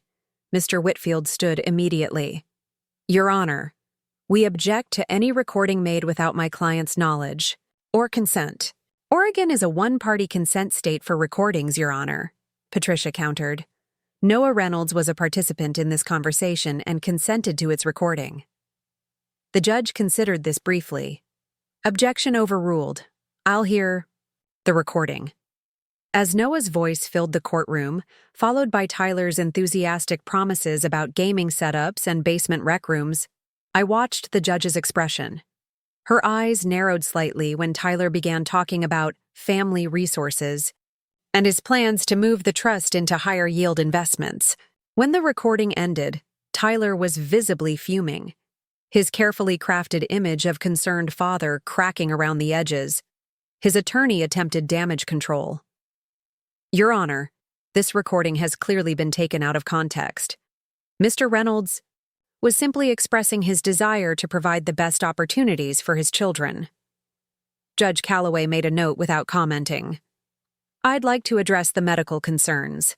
You've submitted an affidavit from Dr. Raymond Kent suggesting Mrs. Reynolds exhibits signs of cognitive impairment. Dr. Kent, are you present? A distinguished-looking man in his 60s stood from the gallery. Yes, Your Honor. Please approach. Once Dr. Kent reached the front, Judge Calloway fixed him with a penetrating stare. Your affidavit states you observed Mrs. Reynolds exhibiting paranoid tendencies and disorganized thinking during an encounter at the Daily Grind coffee shop. Was this a scheduled clinical evaluation, doctor? The psychiatrist shifted uncomfortably. Not formally, no. I was asked by Mr. Reynolds to observe Mrs. Reynolds in a natural setting to avoid causing her distress with a formal evaluation. So you conducted a psychiatric assessment without the subject's knowledge or consent? It was an informal observation only, Your Honor, he clarified hastily, based on behaviors consistent with early cognitive decline. Patricia rose again. Your Honor, if I may, we have Mrs. Reynolds' complete medical records from her primary physician, Dr. Elaine Chen, including cognitive assessments performed just last week showing absolutely no impairment. Judge Calloway accepted the medical records, reviewing them briefly. Dr. Kent, have you reviewed these medical records? No, Your Honor. Have you ever formally examined Mrs. Reynolds? No, Your Honor. Have you spoken with her primary care physician? No, Your Honor. The judge's expression hardened. So you provided an affidavit suggesting cognitive impairment based solely on observing a woman in a coffee shop without her knowledge, without reviewing her medical history, and without consulting her treating physician. Dr. Kent's professional demeanor faltered. I was asked to provide my expert observation. You were paid to provide a favorable opinion for the petitioner, Judge Calloway interrupted, her tone leaving no room for argument. This court takes a very dim view of such practices, Doctor. You may step back. Tyler's attorney tried to recover. Your Honor, the social worker's report also indicates concerning behavior. Yes, let's address that. The judge interrupted. turning her attention to a document before her. Ms. Monahan reports that Mrs. Reynolds was hostile and defensive during a home visit. Ms. Monahan, are you present? Deborah Monahan stood from the gallery. Yes, Your Honor. Please approach. Once she did, Judge Calloway continued. Your report indicates you conducted an initial visit without proper documentation or advance notice. Is that correct? I was responding to an urgent concern, Your Honor. Filed by Mr. Reynolds immediately after meeting with his mother, the judge noted. Did you find any evidence of immediate danger to the children during either of your visits? No, Your Honor, but did you observe any signs of neglect, abuse, or unsafe living conditions? No, Your Honor. Did both children express a clear preference to remain with their grandmother? Deborah hesitated, then answered reluctantly. Yes, Your Honor. Thank you, Ms. Monahan. You may step back. Judge Calloway turned her attention to me for the first time. Mrs. Reynolds, I'd like to hear directly from you. How would you characterize your relationship with your grandchildren? I stood, my voice steadier than I expected. They are the center of my world, Your Honor. When they came to me 15 years ago, they were confused, frightened children who had lost their mother and, functionally, their father as well. I've dedicated my life to giving them stability, love, and the tools they need to build healthy, successful futures. I've attended every school conference, doctor's appointment, and extracurricular event. I've helped them navigate childhood illnesses, adolescent struggles, and the complex emotions that come with parental abandonment. And the trust fund in question? Established by their maternal grandfather before his death, I've managed it conservatively, focusing on education expenses and preserving the principal for their future needs. College, graduate school, perhaps a home purchase someday. Every expenditure is documented and aligned with the trust's stated purpose. And your son's sudden interest in custody? I hesitated, not wanting to speak ill of Tyler but unwilling to pretend. My son has experienced financial difficulties recently. His business investments have faltered, and his lifestyle expenses with his new wife exceed his current income. He has made multiple attempts to access the children's trust funds for purposes not permitted by the trust guidelines. Tyler stood, abruptly. That's a lie. I'm their father. I have every right to— Mr. Reynolds, Judge Calloway interrupted sharply. You will remain seated and silent until addressed by this court.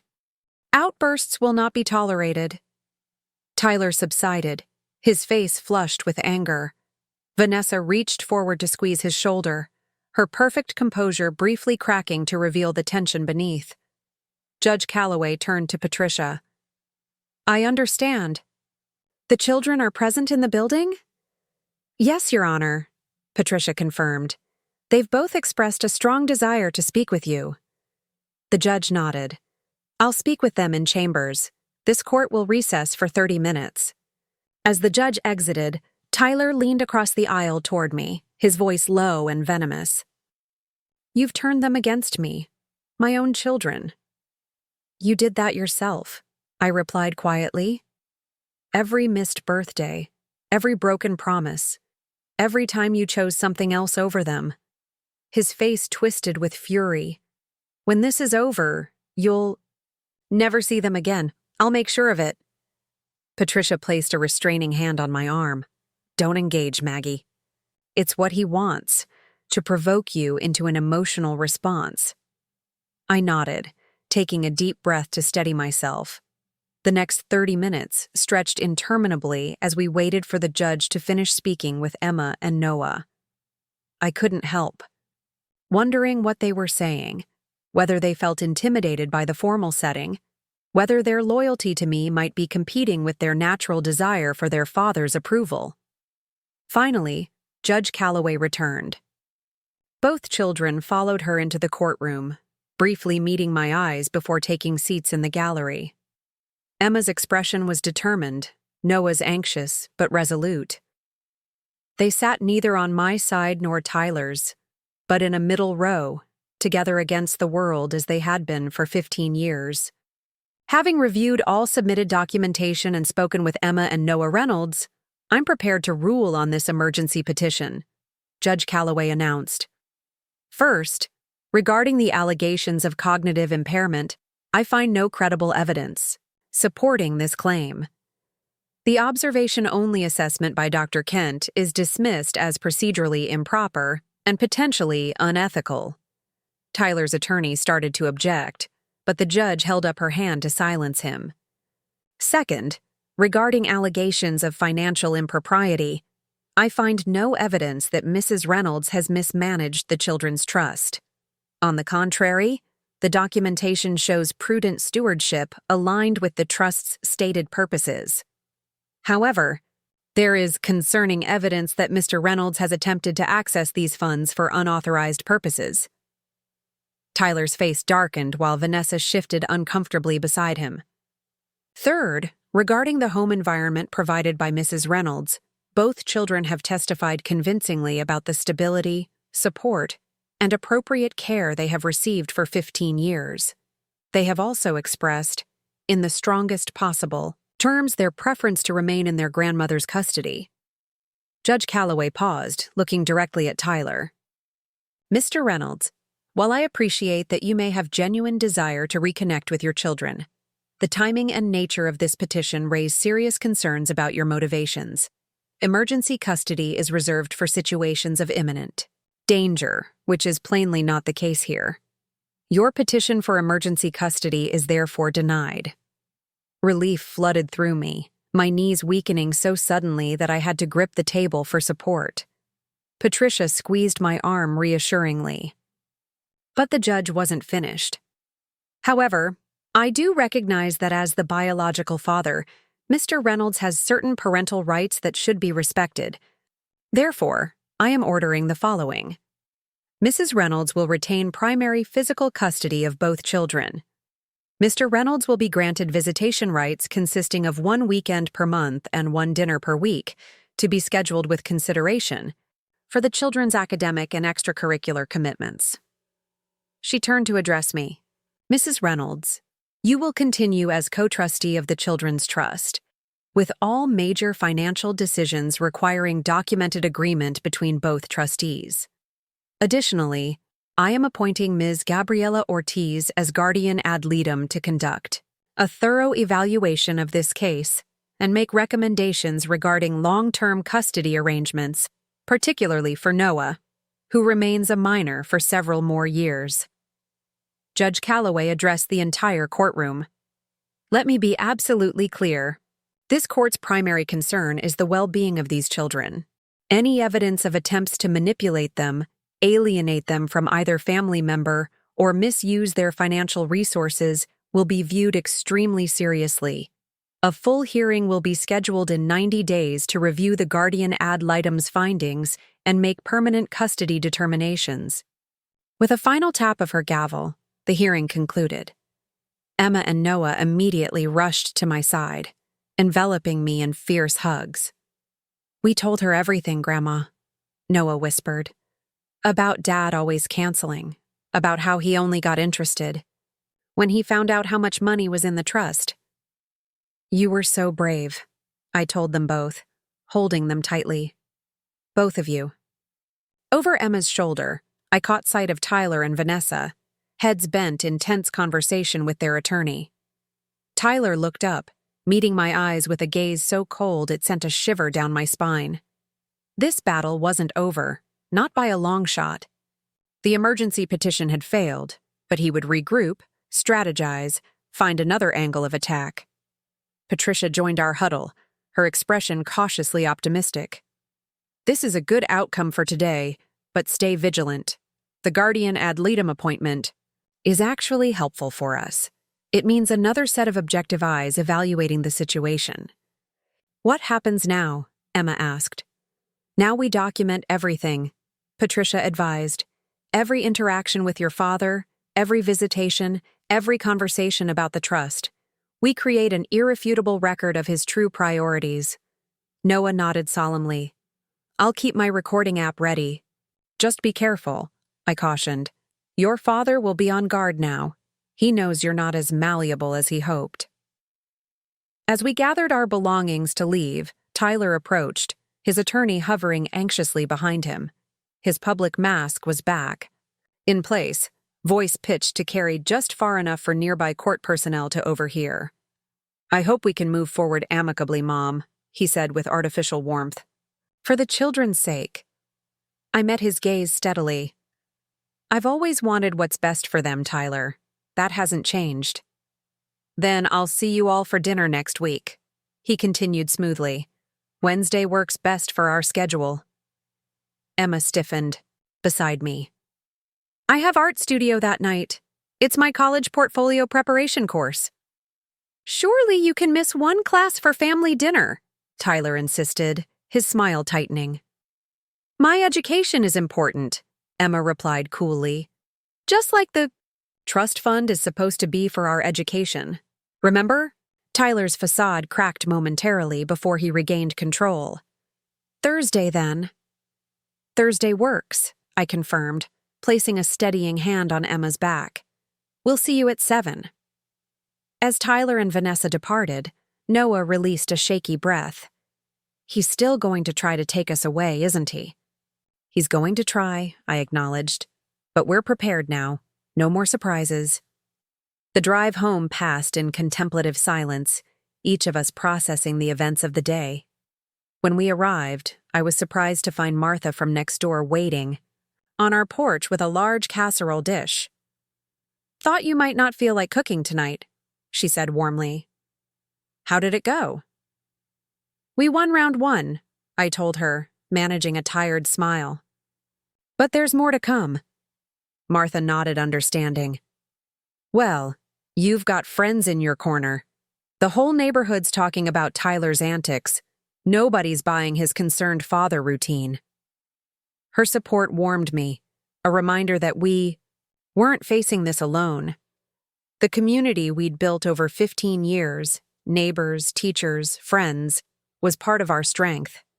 Inside, we settled around the kitchen table with Martha's casserole, the familiar comfort of home gradually easing the tension of the courtroom. Noah recounted the judge's skeptical questioning of Dr. Kent with gleeful accuracy, while Emma described how carefully the judge had listened to their concerns in chambers. She asked us if we'd ever seen you confused or forgetful, Emma told me. I told her the only person who forgets things is Dad, like my birthdays and Noah's science fairs. I winced slightly. I hope you weren't disrespectful.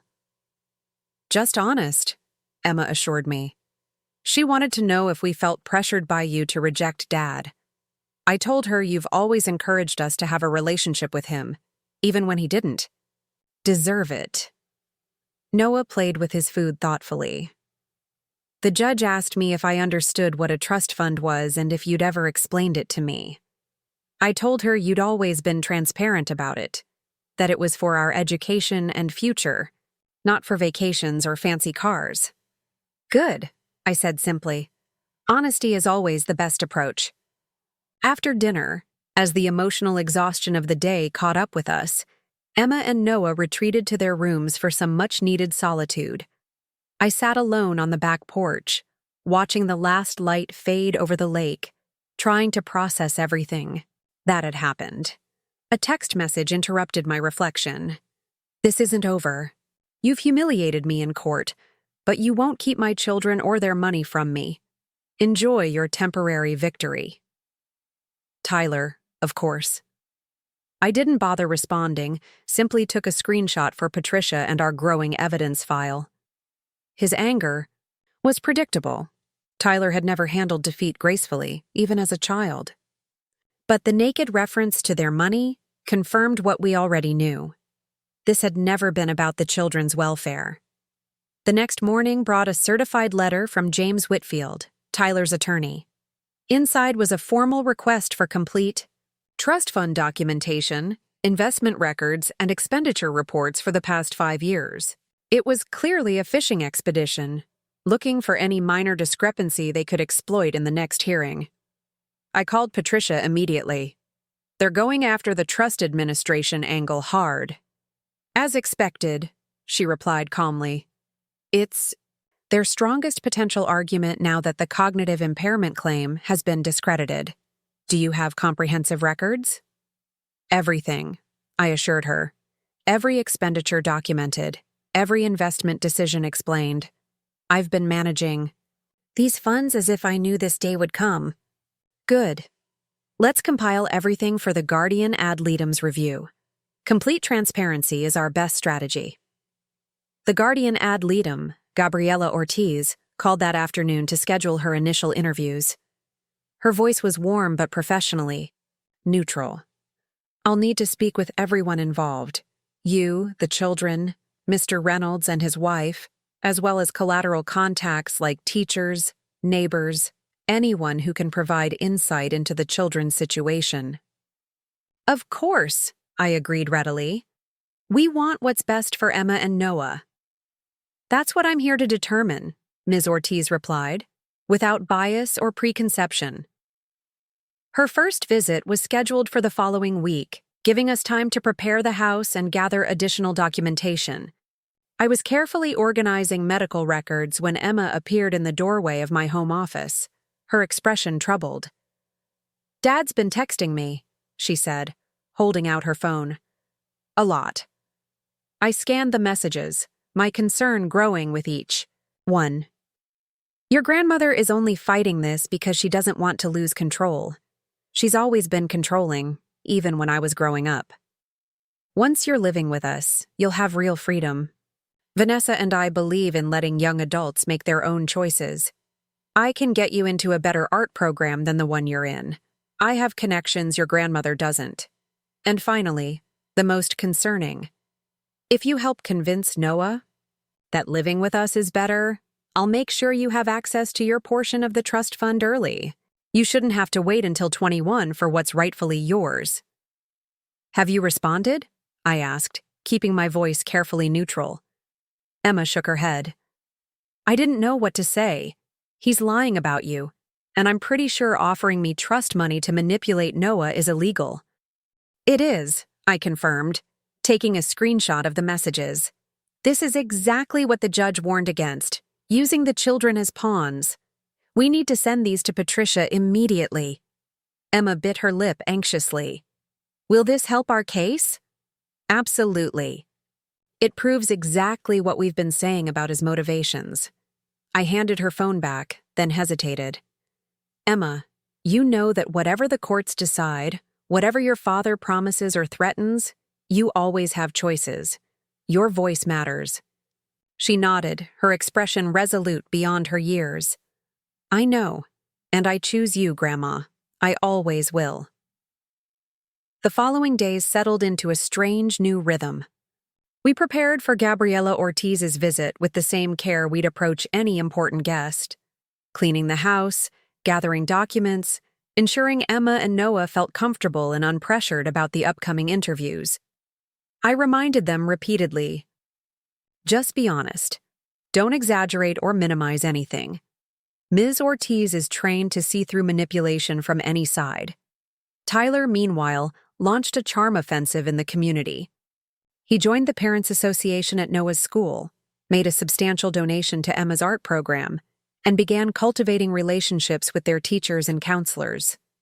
It was a transparent attempt to create a narrative of involved fatherhood that contradicted 15 years of absence, but I worried it might be effective with people who didn't know our history. Vanessa took a different approach, suddenly appearing at local charity events and community functions, presenting herself as a devoted stepmother eager to support the children's interests. She even enrolled in a parenting teenagers workshop at the community center, the same center where I'd volunteered for a decade. Their coordinated campaign was calculating and, I had to admit, potentially effective with outsiders. But the children themselves remained unmoved.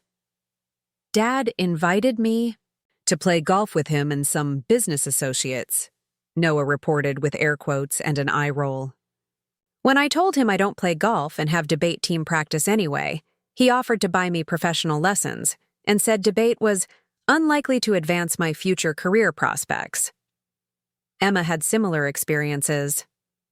Vanessa took me to lunch and spent the whole time talking about fashion internships she could arrange in New York, completely ignoring the fact that I'm going to art school for painting, not fashion design. They're not listening to who you actually are, I observed. They never have, Emma said quietly. That's the difference between you and them, Grandma. You helped us become ourselves. They want to remake us into accessories for their lifestyle. The evening before Ms. Ortiz's scheduled visit, I sat with Emma and Noah in our living room, surrounded by 15 years of family photographs, art projects, and memories. Whatever happens with all these legal proceedings, I told them, know that these years we've spent together have been the greatest gift of my life. Watching you grow, helping you discover your talents and passions, being there for your triumphs and disappointments. I wouldn't trade a single moment. We're not going anywhere, Noah said firmly, but I could hear the undercurrent of anxiety in his voice. Even if the worst happens and the court eventually rules in your father's favor, I continued, we will always be family. No judge can sever the bond we've built. Emma wrapped her arms around herself, suddenly looking younger than her 17 years. I'm scared, Grandma. Not of the guardian ad litem or the court stuff. I'm scared of Dad. I moved to sit beside her. What do you mean, sweetheart? He's so determined. When he doesn't get what he wants, he gets this look in his eyes. She shuddered slightly. And now he's not getting what he wants. Us, the money. And I'm afraid of what he might do next. Her intuition echoed my own unspoken fears. Tyler had always been resourceful and relentless in pursuit of his goals. The court's rebuke would have wounded his pride deeply, and wounded pride made him unpredictable. We'll be careful, I promised. Patricia has advised us on security precautions, and we're documenting everything. The law is on our side now that the initial emergency petition failed. Noah looked skeptical. But Dad doesn't always follow rules when they don't benefit him. Then we'll be extra vigilant, I assured them. Together. That night, I double-checked every lock and window, activated the new security system Patricia had recommended, and finally fell into an uneasy sleep. Something about Emma's fear had resonated with me, awakening instincts I couldn't quite name but couldn't ignore either. Morning brought a crystal-clear day, sunlight sparkling across the lake behind our house. As I prepared breakfast, I tried to focus on the peaceful scene rather than the knot of anxiety in my stomach. Today's meeting with the guardian ad litem felt pivotal. A neutral professional's assessment would carry significant weight in the final custody determination. The doorbell rang precisely at 10 o'clock. Gabriela Ortiz was a composed woman in her 40s, with intelligent eyes and a notepad already in hand. Mrs. Reynolds? She greeted me with a professional handshake. Thank you for accommodating this visit. We appreciate your thoroughness, I replied, showing her into the living room where Emma and Noah waited. What none of us expected was the second ring of the doorbell just minutes later. I opened it to find Tyler and Vanessa standing on my porch, both impeccably dressed and wearing expressions of practiced concern. Mom, Tyler said smoothly, stepping forward as if expecting to be invited in. We thought it important to participate in today's evaluation as a family. Ms. Ortiz is conducting individual interviews, I replied, blocking the doorway. She hasn't requested your presence today. Vanessa's perfect smile tightened. But surely a family discussion would be more productive. After all, we're all concerned about the children's welfare. Before I could respond, Gabriela Ortiz appeared behind me. Mr. and Mrs. Reynolds, I didn't schedule an appointment with you today. Tyler shifted seamlessly into his charming professional mode. We understand, but as the children's father and stepmother, we felt it crucial to provide a complete picture. Ms. Ortiz's expression remained neutral. I appreciate your concern, but my process is methodical for a reason. I'll be meeting with you both tomorrow at your home, as scheduled. Today is dedicated to understanding the children's current living situation. Tyler's facade cracked slightly, revealing the frustration beneath. These are my children. I have a right. You have the right to the appointment we've already scheduled, Ms. Ortiz interrupted firmly. Please respect my process, Mr. Reynolds. Attempting to circumvent it will be noted in my report. The warning was polite, but unmistakable. Tyler hesitated, clearly calculating whether pressing further would damage his position. Of course, he finally conceded with artificial grace. We'll see you tomorrow then. As they retreated to their luxury SUV, I caught Vanessa's whispered comment. This is ridiculous. That old woman has them completely brainwashed. Ms. Ortiz, with her professional composure intact, simply noted something in her notebook and returned to the living room where Emma and Noah waited, their expressions a mixture of relief and lingering tension. The interrupted beginning set the tone for a day of careful evaluation. Ms. Ortiz toured our home, examined school records and medical documentation, and conducted individual interviews with each of us. Her questions were thorough but fair, probing our family dynamics and routines without obvious bias. How are decisions made in this household? She asked during our family discussion. Grandma always asks for our input, Noah explained.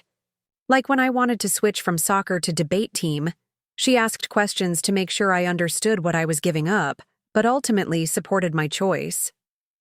Emma nodded in agreement. She treats us like people with valid opinions, not just kids to be managed. Ms. Ortiz made notes without revealing her thoughts. And what about discipline? Consequences when rules are broken? I explained our approach to household responsibilities and reasonable expectations, while Emma and Noah described the consistent but never harsh consequences for missed curfews or neglected chores. Nobody's perfect, Noah admitted candidly. I got caught playing video games after lights out last month. Grandma confiscated my console for a week and had me write a time management plan.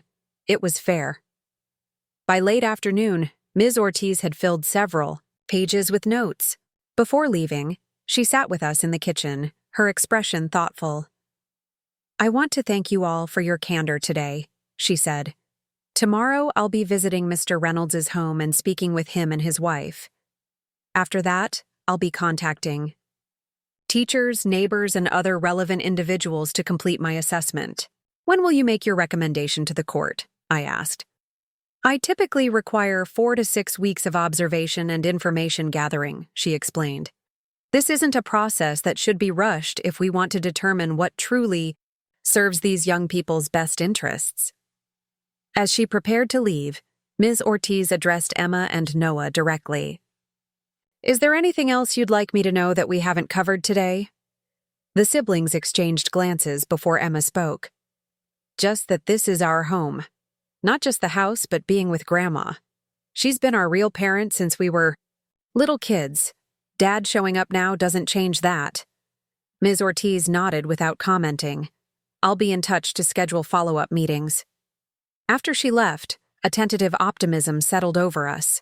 I think that went well, Noah ventured. She seemed to really listen, Emma agreed. Not like that social worker who already had her mind made up. I allowed myself a cautious hope that maybe, just maybe, the system would work as intended, prioritizing the children's genuine welfare over Tyler's manipulations. But a lifetime of experience had taught me that battles rarely end so neatly, especially when the opponent has resources and determination on their side. We've taken an important step, I acknowledged, but this isn't over yet. How prophetic? Those words would prove to be. The scheduled Thursday dinner with Tyler loomed like a gathering storm. Emma spent hours in her art studio, channeling her anxiety into broad, expressive brushstrokes, while Noah retreated into research mode, preparing for every conceivable conversation, as if it were a debate tournament. Remember, I reminded them as we prepared to leave, document everything without being obvious. Keep responses civil but brief. Don't rise to provocations. Our arrival at Tyler and Vanessa's showcase home in the expensive Lakewood Heights neighborhood Felt like entering enemy territory. The house itself was an architectural statement, all sleek lines and dramatic angles, more resembling a luxury hotel than a family home. Vanessa greeted us at the door, resplendent in a designer outfit that probably cost more than my monthly pension. Her smile was picture perfect, not reaching her calculating eyes. "Welcome to our home. The children's home soon, I hope." I chose to ignore the barb as we stepped into a living room so immaculately staged it appeared untouched by actual living. Cream-colored furniture with not a cushion out of place, art that coordinated perfectly with the decor but conveyed no personal meaning. Tyler emerged from what appeared to be a home office, his demeanor all forced joviality. "There they are, my favorite people." He hugged the children with theatrical enthusiasm, then gave me a stiff nod. "Mother." Dinner was a masterclass in performative family harmony. Vanessa served an elaborate meal that she had clearly catered rather than cooked, while Tyler peppered the children with questions about their interests. Questions that revealed how little he actually knew about them. "So, Noah, how's the soccer team doing?" Tyler asked between bites of perfectly seared scallops. "I quit soccer last year," Noah replied evenly.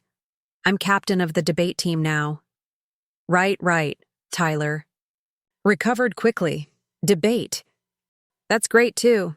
Building speaking skills. Very valuable in business." "I'm actually interested in environmental law," Noah said, after watching the coastal protection case last year. Tyler's smile tightened. "Law's a tough field these days. Oversaturated market." "Noah ranked first in the state competition last month," I interjected gently. His argument on water rights was particularly praised by the judges. Tyler ignored this, turning to Emma. "And you're still doing the art thing?" Vanessa knows some people in fashion who might have internship opportunities. "I'm committed to fine arts," Emma replied. "My portfolio for RISD is almost complete." "Rhode Island School of Design," I clarified, noting Tyler's blank expression. "They've offered Emma a substantial scholarship." Vanessa set down her fork with a delicate clink. "College is so expensive these days. It's fortunate the children have their trust funds." And there it was, the segue they'd been building toward all evening. "Speaking of which," Tyler added, smoothly, "I've been reviewing some of the investment strategies. Very conservative. Almost outdated, really." "The trust was established with specific guidelines," I reminded him. "Capital preservation and steady growth for educational purposes." Tyler waved this away. "Guidelines can be interpreted. With the right approach, we could double the principal before Emma even starts college." "That's not necessary," Emma said, firmly. "I have the scholarship and the trust is healthy as is. But imagine what you could do with twice the resources," Vanessa pressed, leaning forward with practiced enthusiasm. "Travel, better equipment, networking opportunities, or helping family," Tyler interjected. "Supporting your father's business ventures, for instance. Investments that ultimately benefit everyone." Noah's expression darkened. That's not what Grandpa Mitchell intended when he established the trust. An uncomfortable silence fell. It was the first direct acknowledgement of the truth we all knew, that Tyler viewed his children's inheritance as a solution to his own financial problems. "Family resources should support family priorities," Tyler finally said, his voice hardening.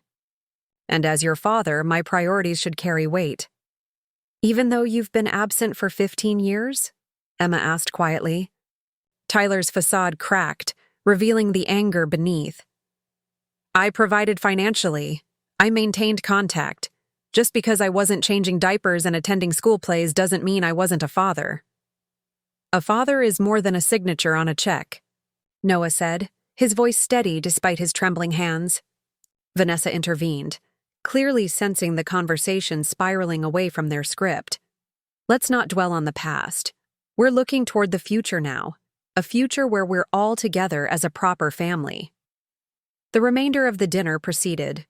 In a similar vein, superficial pleasantries punctuated by increasingly transparent attempts to discuss the trust fund. When we finally departed, the relief was palpable. That was exhausting, Emma sighed as we drove home. Did you notice how neither of them asked a single question about what we actually want? They don't care what we want, Noah said bluntly. We're just obstacles between them and the money. His assessment was harsh but accurate. The dinner had only confirmed what we already knew. Tyler and Vanessa saw the children as means to an end, not as individuals with their own needs and desires. The following days brought a flurry of activity from Tyler's camp. He enrolled Noah in an expensive private debate coaching program without consulting me, scheduled Emma for portfolio reviews with art contacts, who turned out to be predominantly commercial illustrators rather than fine artists, and even attempted to access their medical records by claiming primary custody, a claim quickly refuted by our attorney. These maneuvers seemed designed to create a narrative of involved fatherhood for Gabriela Ortiz's benefit, but they only succeeded in further alienating the children. Each overreach, each tone-deaf attempt to insert himself into their carefully constructed lives only highlighted how little he actually knew them. Ms. Ortiz continued her thorough evaluation, visiting schools, interviewing neighbors, and observing family interactions. Her professional demeanor revealed nothing of her developing impressions, but I allowed myself cautious optimism when she commented on Emma and Noah's evident academic and social success. They're remarkably well-adjusted given their complicated family history, she noted during one follow-up visit. That speaks to a stable, nurturing environment. 3 weeks. Into her assessment, however, everything changed. I was tending my garden when Patricia called, her normally composed voice tight with urgency. Tyler has filed a new motion, she said without preamble. He's requesting immediate suspension of your trustee powers pending investigation of financial impropriety. My pruning shears clattered to the ground. What impropriety? There isn't any. He's claiming you've made unauthorized withdrawals for personal expenses, specifically substantial cash withdrawals over the past month that can't be accounted for in household expenses. That's absurd, I protested. I haven't made any such withdrawals. According to the bank records he's submitted, there have been 4 withdrawals totaling nearly $50,000 since our last court date. Ice settled in my veins. Patricia, those aren't my transactions. I haven't withdrawn anything except the normal monthly amount for the children's expenses. Then someone has accessed the account fraudulently, she said grimly. And I think we both know who. Tyler. It had to be. But how? I kept the trust documentation secured in my home office, the account information protected by passwords and security questions. We need to contact the bank immediately, Patricia instructed. Report the fraudulent activity and get their security team involved. In the meantime, I'll file our response to Tyler's motion and request an emergency hearing. After hanging up, I sat motionless among my half-pruned roses, trying to process this new attack. It was calculated, sophisticated, and potentially devastating. If the court believed I had misappropriated trust funds, I could lose not only my trustee position but custody of the children as well. Martha found me there 20 minutes later, still staring into middle distance, shears abandoned beside me. "Maggie? What's happened?" she asked, immediately sensing my distress. I explained the situation in halting sentences, the enormity of it still sinking in. Martha's expression shifted from concern to determination. "The weekend Tyler and Vanessa came to check on you last month. They were in your house for at least an hour while you were showing Vanessa the garden renovations. I remember because I was outside watering and saw them arrive and leave." My mind raced back to that seemingly innocuous visit. Tyler had insisted on using the bathroom, the one adjacent to my home office. He'd been gone longer than necessary, But I'd been distracted by Vanessa's pointed questions about the children's schedules and routines. He could have photographed documents, recorded passwords. My voice trailed off as the implications became clear. Martha squeezed my shoulder. You need to check what else might have been compromised. A thorough search of my office revealed subtle signs of intrusion, files slightly misaligned, my desk drawer not fully closed. Nothing obviously missing, but enough to confirm my suspicions. Tyler hadn't needed to steal documents. He'd only needed information that would allow him to access accounts electronically. The bank's fraud investigation moved with agonizing slowness, despite Patricia's frequent calls emphasizing the urgency. In the meantime, Tyler's motion had succeeded in temporarily suspending my trustee powers pending a hearing, exactly what he had wanted. Emma and Noah were incensed when I explained what had happened. He's framing you, Emma said, pacing our living room with barely contained fury. This is criminal.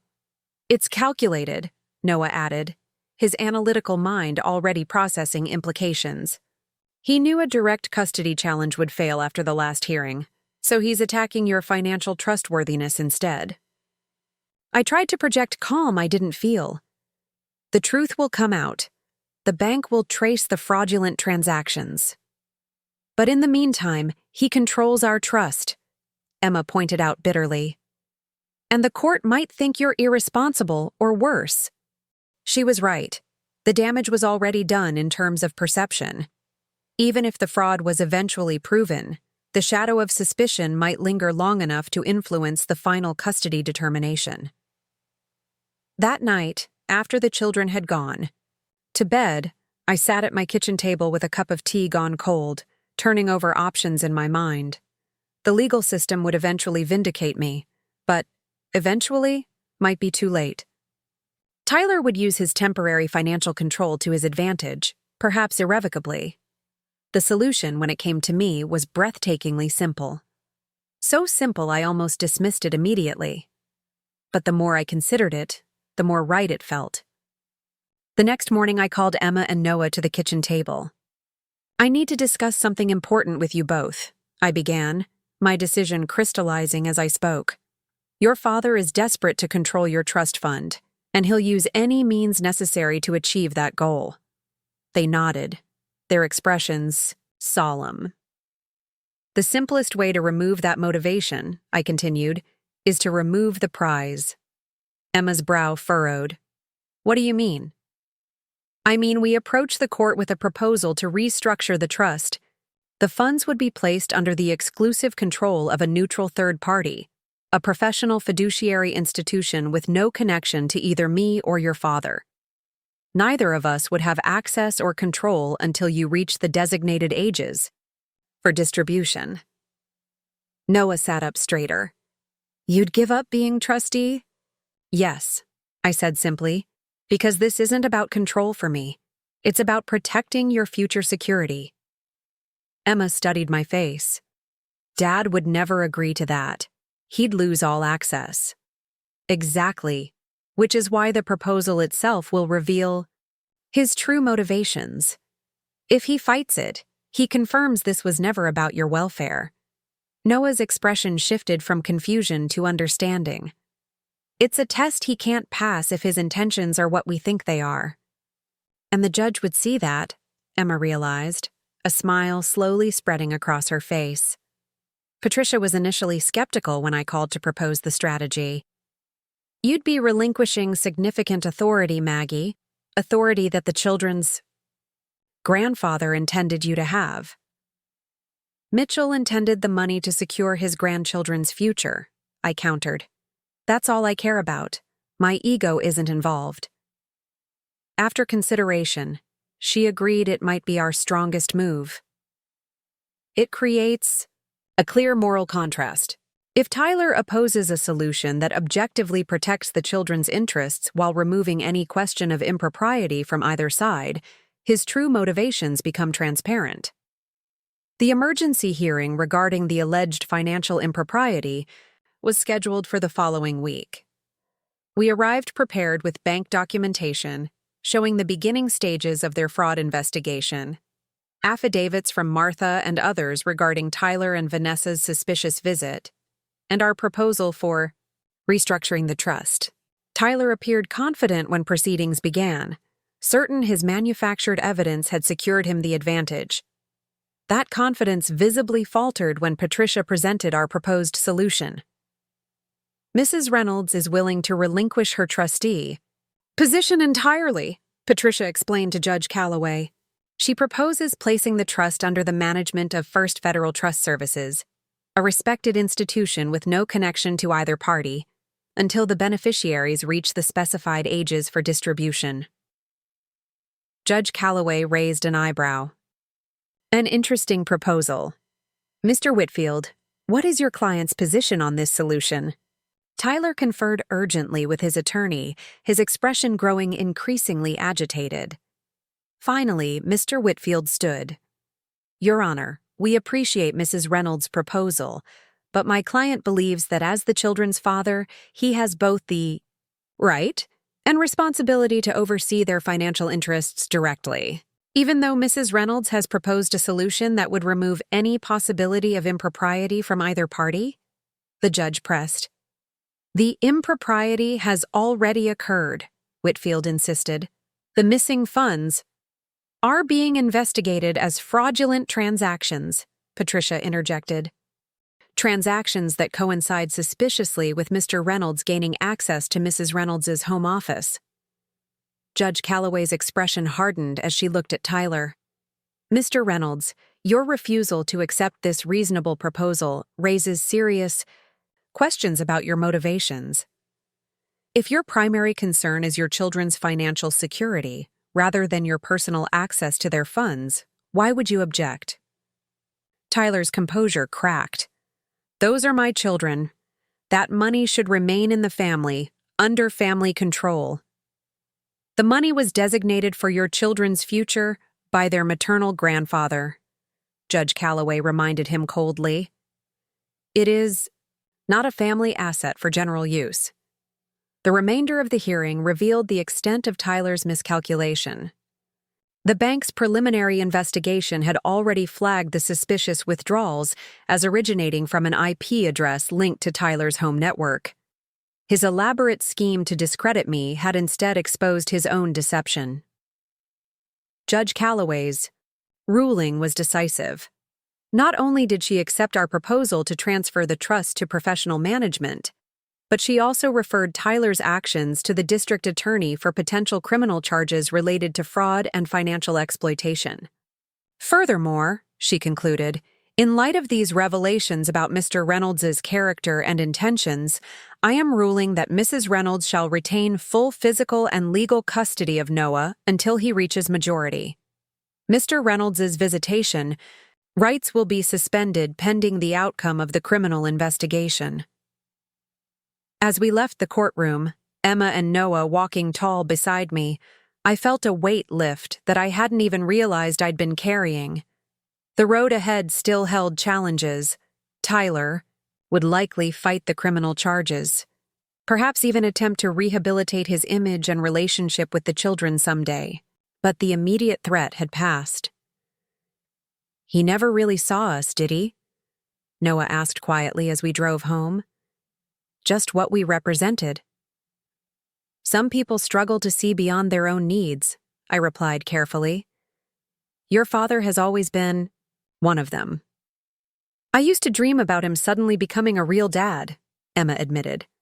But now I'm just grateful for the parent I actually had. She reached forward from the back seat to squeeze my shoulder. You. The weeks that followed brought a gradual return to normalcy. The trust transfer proceeded smoothly, with quarterly reports now sent directly to Emma and Noah, rather than through either Tyler or me. Emma's college preparations accelerated as graduation approached, while Noah threw himself into a summer science program at the local university. Tyler and Vanessa sold their showcase home and relocated to another state, presumably to escape both legal consequences and community judgment.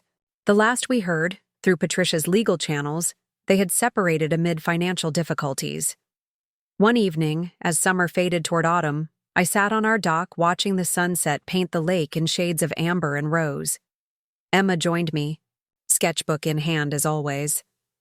"I've been thinking about what makes a family," she said, pencil moving thoughtfully across the page. "It's not DNA or legal documents." "What is it then?" I asked, curious about her insights. "Showing up," she said simply. "Day after day, year after year, being present for the ordinary moments, not just the convenient ones." I smiled, watching the light play across the water. "That's wisdom beyond your years." "I had a good teacher," she replied, her pencil capturing the golden light on rippling waves. In that peaceful moment, I realized that what Tyler had sought so desperately, control, possession, financial gain, was nothing compared to what I had received by simply loving two children who needed me. The gift of family, real and enduring, built not through obligation, but through choice, day by ordinary day, for 15 extraordinary years. Up next, you've got two more standout stories right on your screen. If this one hit the mark, you won't want to pass these up. Just click and check them out.